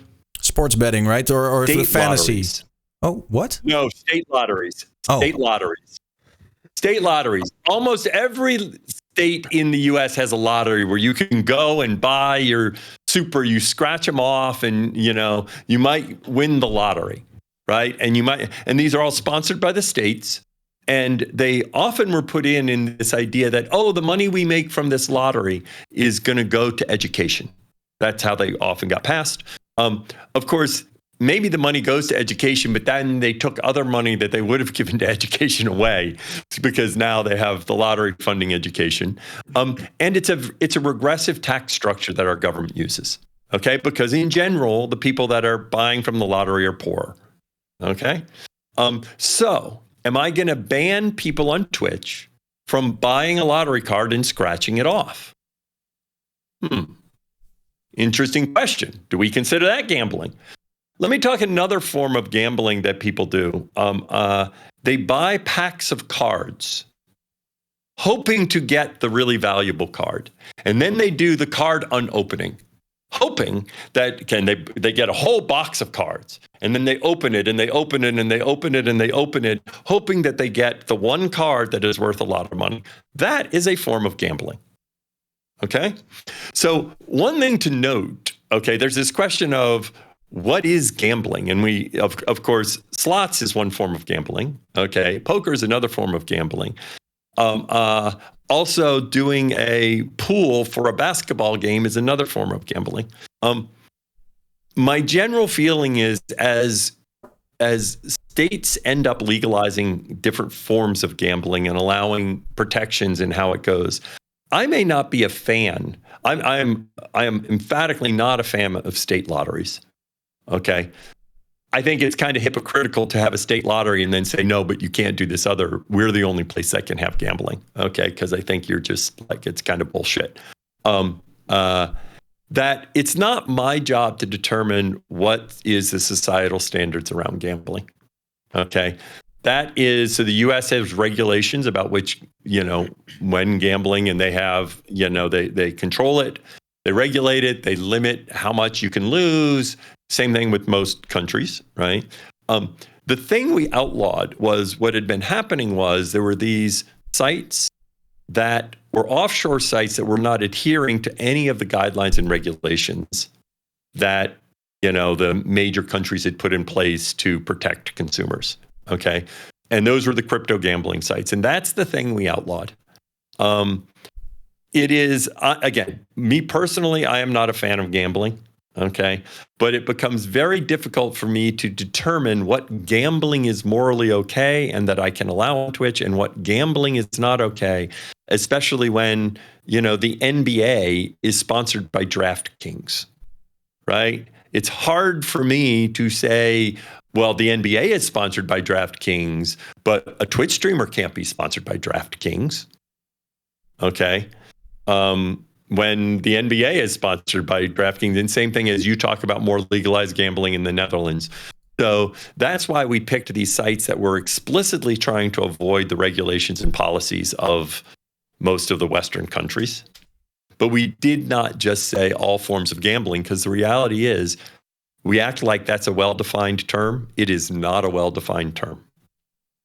Yeah. The examples you gave kind of made me realize it's more difficult than it sounds, especially if we're talking about CS:GO loot boxes and stuff. So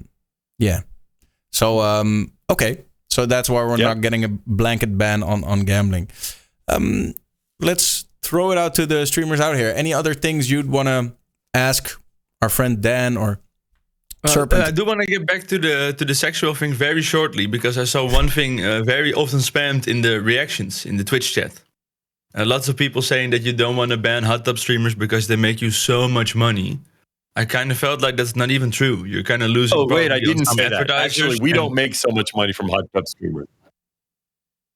Yeah, thank you, sir. Sorry, I interrupted you. I want to be clear. We do not make so much money from hot tub streamers. Okay, so it's more of a so just to like get it clear, it's more like you wanna not impede on female empowerment, which is kind of difficult. It's a fine line between allowing women to be themselves and allowing this stuff. It's a fine line to thread. That's the main reason, right? Absolutely, that's the main reason. Because in fact, arguably, if they do take from other streamers, we make less money on it. It is not a significant portion.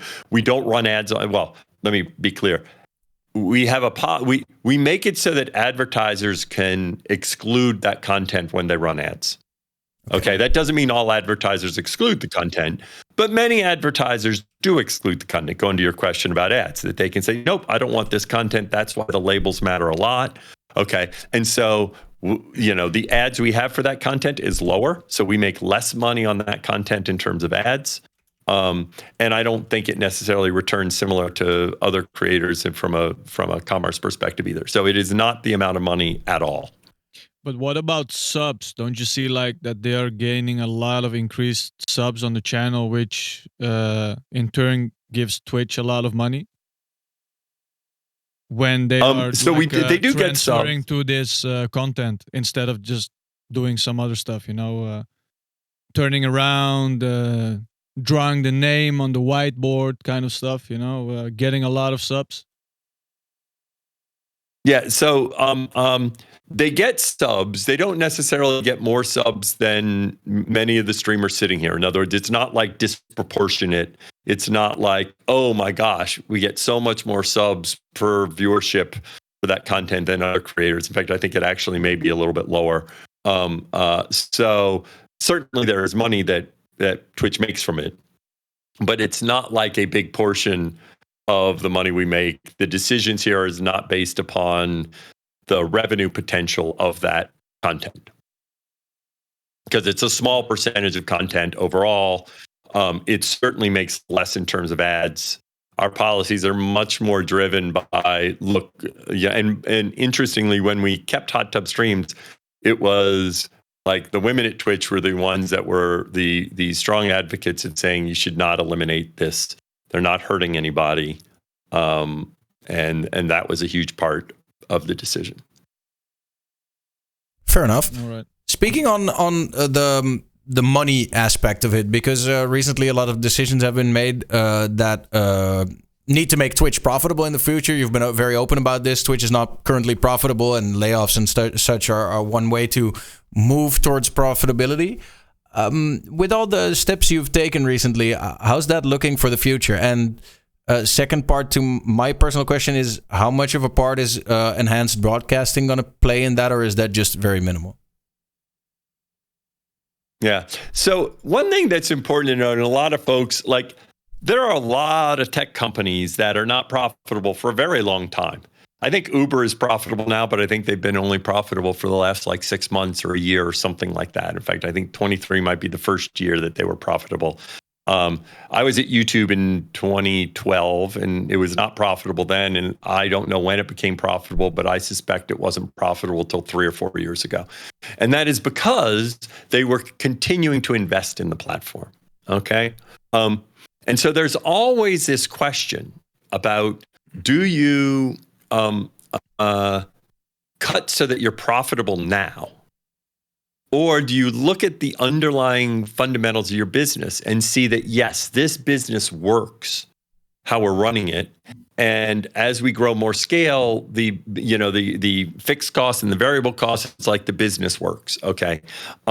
We're still investing in Twitch. Amazon is still investing in Twitch because, they're bullish about the potential. So I don't want to get too caught up in this one thing about being profitable, because lots of companies invest because they think there's still a lot of potential and opportunity. The big thing we needed to do is make sure that the business worked in terms of the fundamental of how much we're spending on our fixed costs, how much we spend on our variable costs. And I feel very good about that now. We'll make meaningful progress this year. We won't be fully there. That's okay. I think we had grown. The size of our org was just needed Twitch to be much bigger. And I felt like, I don't even know as we get bigger that we need the org to be that size. Because part of this is a mindset in the Valley. In other words, Twitch should always operate as a small organization. We should think of ourselves as a low margin. We should not, because, again, I would like more of the money to go in your pockets than me spending it some way. So in general, all of this is a desire, and you can see this with our continued movement on revenue share of saying, no, if we can avoid spending this money, if this isn't going to drive growth for our creators. So I feel we're in a good shape right now. And on the enhanced broadcasting, because that's in beta right now. Just for people who don't know, just to recap, so it's going to be a way for you to, instead of streaming one quality to Twitch, you're going to encode in multiple qualities, and this is going to save Twitch CPU power in the cloud to re-encode this stream to a 720p or a 360p or a 240p. That's basically the thing, right? So, and I'll explain that. In the long run, it probably saves us some money, but there's always this tension between the money and the quality. So, for example, we don't offer transcodes to all affiliates now. No. Most big affiliates get transcodes regularly, but many affiliates don't get transcodes. Okay, and that's because it's too expensive. Okay. The biggest motivation for enhanced, and by the way, it is certainly the case that as we start talking about AV1 and some of these newer transcodes and other things, they both can be an opportunity to save money, but they also can cost money, because in fact, for us to transcode both to H.264, which is one standard, and to HV1 costs a lot more money. Okay, because you have to do both of them, because we're a long way from just being able to do AV1, like years and years and years away from just being able, like 10 years probably, until everyone can support AV1. So the problem is it's really driven by getting transcodes to more people and then taking advantage of these more modern transcodes so that you can improve quality. Because in fact, often you can get better quality at the same bit rate. And enhanced broadcasting allows us to get better quality at the same cost. So there will be some savings over time, I think, but the motivation is not really the financial savings. It's more, we think this is the long-term, way to continue to improve quality while controlling our costs. I do want to give you one thing I'll add. We don't turn any of one thing I want to mention. Right now, it doesn't cost us money to run the transcodes. It costs us money to buy new computers to do it. And we all have the computers right now to run transcodes. It may save us from money in 4 years where we'd have to buy more transcoding things. Okay. But right now, we're not deprecating any of our current transcoding capabilities. What I was going to say is I do want to give you a compliment, Dan, on sacrificing your own bit rate for you to lower the cost of the platform. So that's a noble thing to do. Okay, let's start wrapping. Can I ask one more question? Yeah, of course. Last question about why is like Twitch Rivals going good one. toning down a lot, because it was something a couple years ago where Twitch Rivals tournaments came a lot, and it was very nice to compete also with Team Netherlands, just to get some more foot in the dirt, just bring Netherlands to the bigger game. But right now I also know that Cloud Fuel is gone, so like what is the future of Twitch Rivals? Yeah, so Twitch Rivals was another one of these things that we got going, and it's still going, but it's not going as strong in Europe. We were running Rivals where we were losing a significant amount of money on Rivals. And again, the only way we get that money is from streamers, okay? And in general, my attitude is when we do things like Rivals, like we should run that through sponsorship and other things where it breaks even. It doesn't make sense that we, because it wasn't growing the platform. This is important to note. It was a fun way to engage the audience, but it wasn't getting more viewers to come to Twitch. Okay.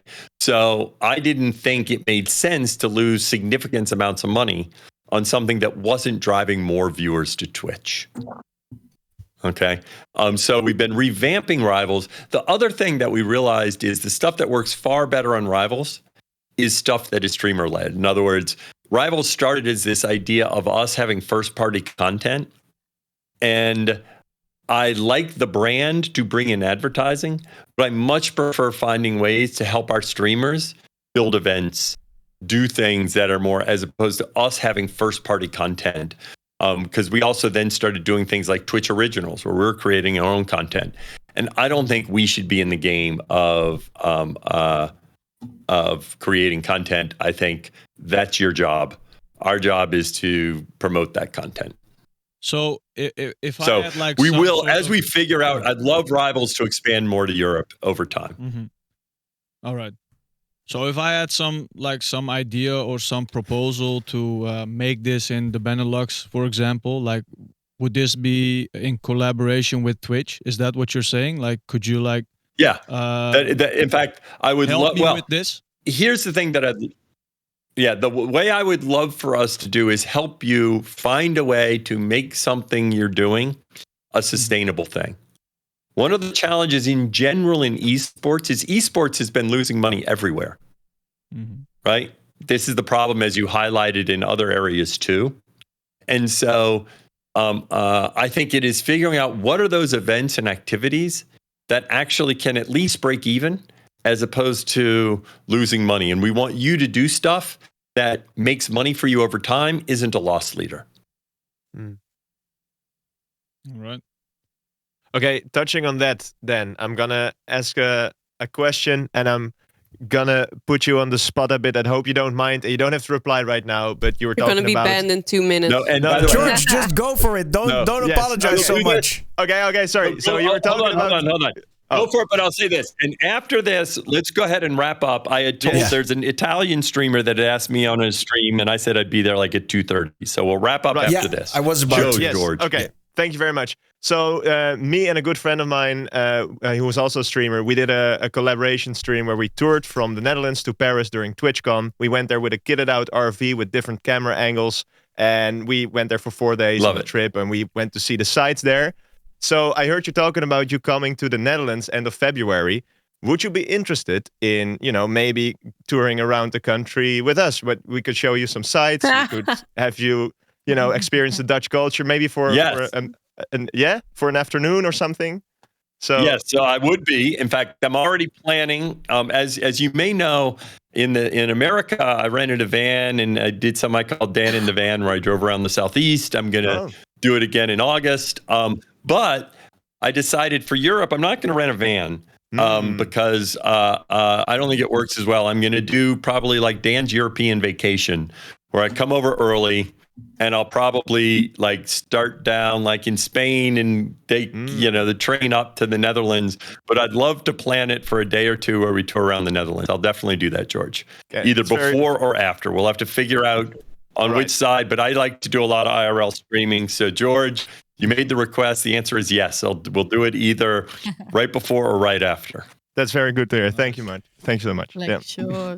Dan, thank you so much for coming on and even taking extra time, because we agreed on an hour and a half and it's been almost 2.5 hours. So thank you so much for doing this.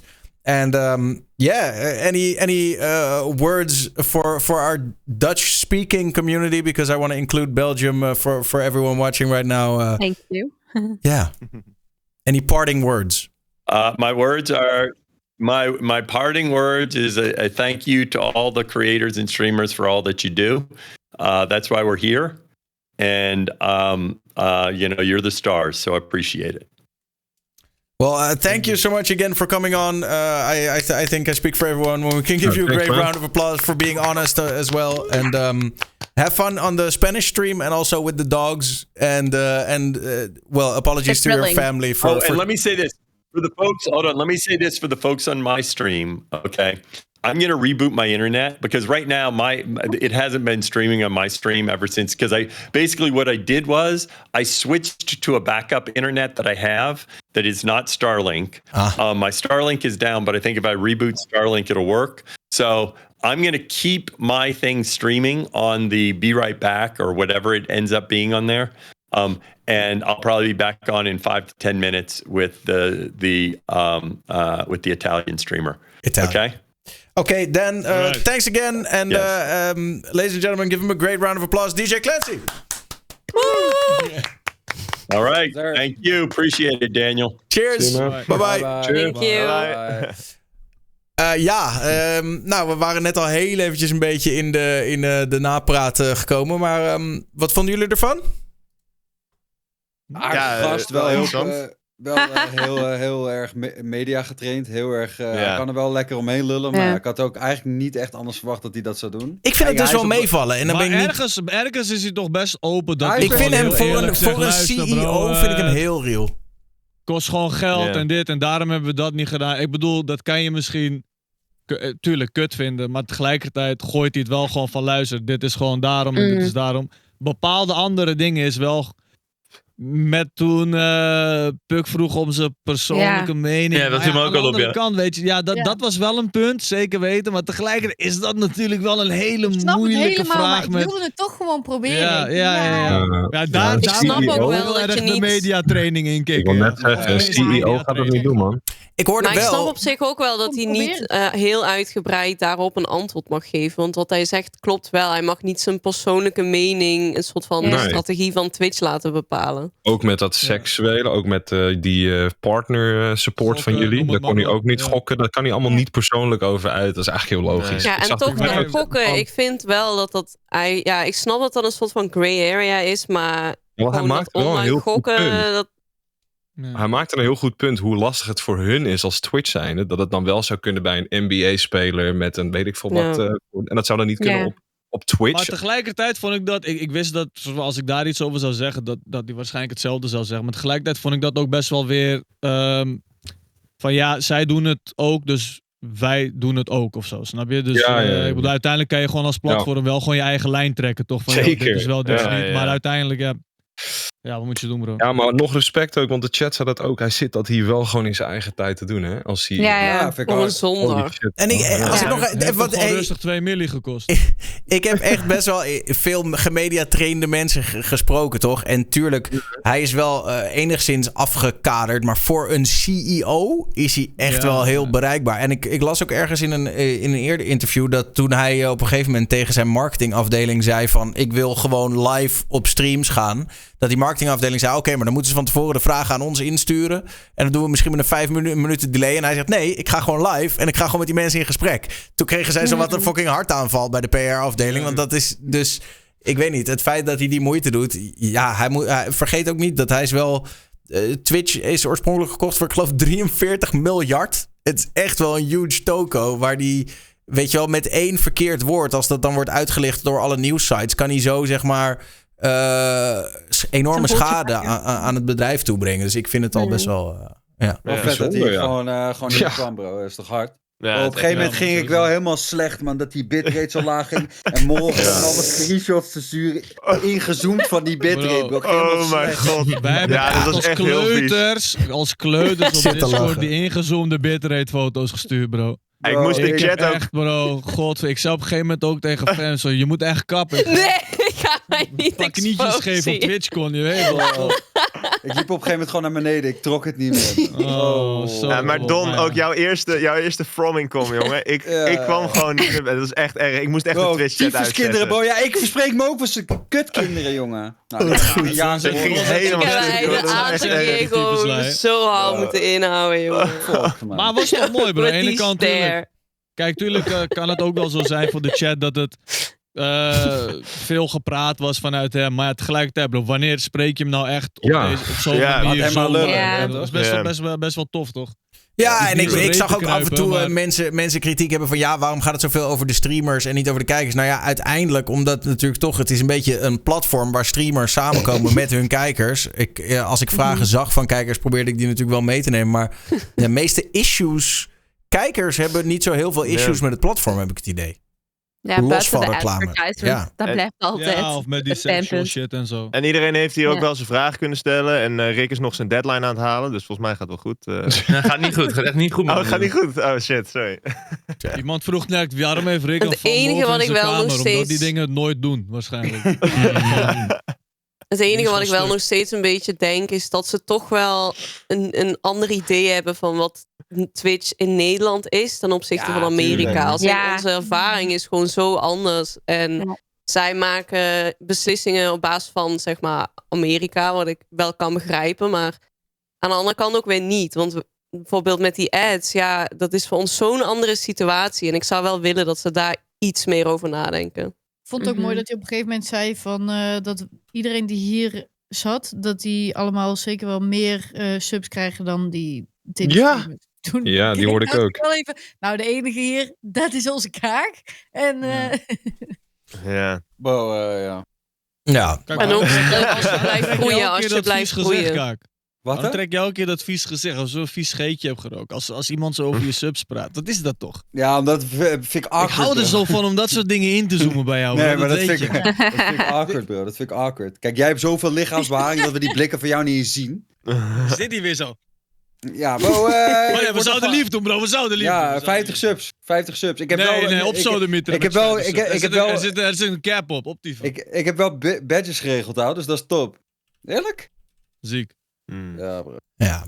Nou ja, goed. Ik denk dat we wel dat wij ook wel kunnen afronden. Willen jullie nog het gebruikelijke rondje doen? Of zeggen jullie allemaal gewoon, joh, kom gewoon kijken en dan is het wel best. Wow, zo man. Nu begint de Nederlandse talkshow. Let's go man, met de 20. Wat ik nog wel even wou zeggen over het hele Belgische spektakel en de threshold voor partner, Nessie. Ik denk wel, als ik kijk naar een Acid en zo, denk ik wel van ja... Nou, dat is wel een falende voorbeeld. Ja, ik snap dat is een falende voorbeeld. Acid is al bezig, maar Acid is ten eerste, hij is komt vanuit YouTube en hij is al bezig van toen hij, weet ik veel, 12 was of zo. Dus dat is een ander voorbeeld dan mensen die beginnen op Twitch. Weet je wel, dat is anders. Dat is echt anders. Als je enkel op Twitch begint en ergens anders geen mega groot platform hebt... Nou, vooral zien dat je denk ik ook gewoon Nederlands aan kan spreken, toch? Dat het niet per se betekent dat je ver bent op België. Is ook, maar als je echt objectief kijkt naar de cijfers van de Twitch-partners, right? Diegenen die populair nu zijn, die ook platformen hebben op andere websites, is de average viewership, die halen geen cijfers van Fems of Sejecem. Echt moeilijk. En zeker als ze geen frontpage hebben. Dat is een feit. Dat is echt een feit. We gaan hier offline nog wel even over in discussie. Ik denk dat ik wel formatjes voor jullie heb liggen. Ik zag trouwens ook nog een paar mensen die zeiden van waarom beginnen jullie niet over Kik en bla bla. Maar ik heb Clancy al een keer gesproken over Kik. Ik weet toch wat hij gaat zeggen. Hij zegt van wat zijn antwoord hierop is, dit is in ieder geval wat hij de laatste keer tegen mij zei, is we hebben een taart die heet livestreaming en zij zijn alleen maar bezig om zeg maar een stukje van ons af te pakken en niet om de algehele taart groter te maken voor iedereen. Dus hij heeft zoiets van ze kunnen lekker hun ding doen. En ze zullen gebeurd in één zin. Wat? Ik vond trouwens ook wel... Hij heeft zijn tering hard gebeurd in één zin. Maar dat is wel een beetje wat... Dat zou hij waarschijnlijk vandaag ook hebben gezegd. En verder heeft hij zoiets van... ik bedoel, ze moeten lekker hun ding doen. En als jij wil proberen om te co-streamen op en Twitch en Kik, dan moet je lekker je ding doen. Alleen hij denkt nog steeds dat Twitch een beter product heeft dan Kik. Ik vond het wel grappig om te zien dat hij best wel een beetje, aangezien dus eerder 2 keer een gesprek met hem heb gehad, dat hij best wel bepaalde voorbeelden heeft die hij heel graag gebruikt. Zoals die hele metafoor over die bar met die vrienden waar je heen komt. Dat dan parallel stellen aan Twitch en denk ik ken dit hele verhaal al. Vond ik wel grappig. Ja, maar dat doen we allemaal wel, toch? Maar bro, hij heeft daar wel gelijk in wat betreft gewoon het hele samenwerken van streamers. Ook soms gewoon een rare samenwerking met iemand die, weet ik veel, nooit samen mee heb gegamed of iets heb gedaan of zo. Dat werkt gewoon zo fucking goed.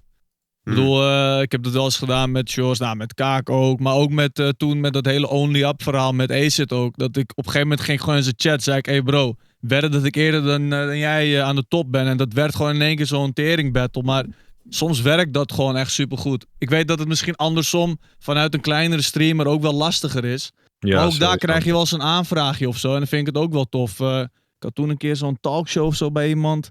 Dat je dan toch even aanhaalt. Ik ben het even vergeten wat het was. Maar je moet het gewoon ook wel durven, denk ik. Gewoon als jij een tof concept hebt of zo. En je denkt van, deze streamer past er nice bij. Om leuk samen te werken, zou dat wel de pens. Oh ja, dat was het, ja. Ja, spreekuur, of niet? Ja.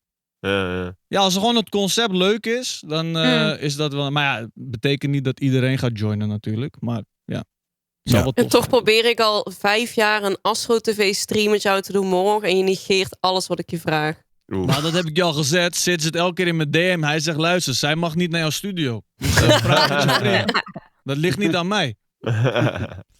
Goed, laten we hem aftoppen. Dank voor iedereen die erbij was. We gaan, uiteraard komt hij zo meteen gewoon als VOD hier te bekijken. En gaan we ook weer op YouTube zetten. Dus dan kan je daar de talkshow volgen. Volgende week is even sowieso geen talkshow, want druk. En de eerstvolgende wordt dan editie 200. Want dit was een special, die telde niet mee. Editie 200 komt eraan, wordt ook super gezellig. Dus zorg dat je daar ook bij bent. Sowieso, Daniel, dankjewel voor dat jij dit opgezet hebt. Hè? Dat wij te gast mochten zijn. Echt, echt goed gedaan, man. Thanks.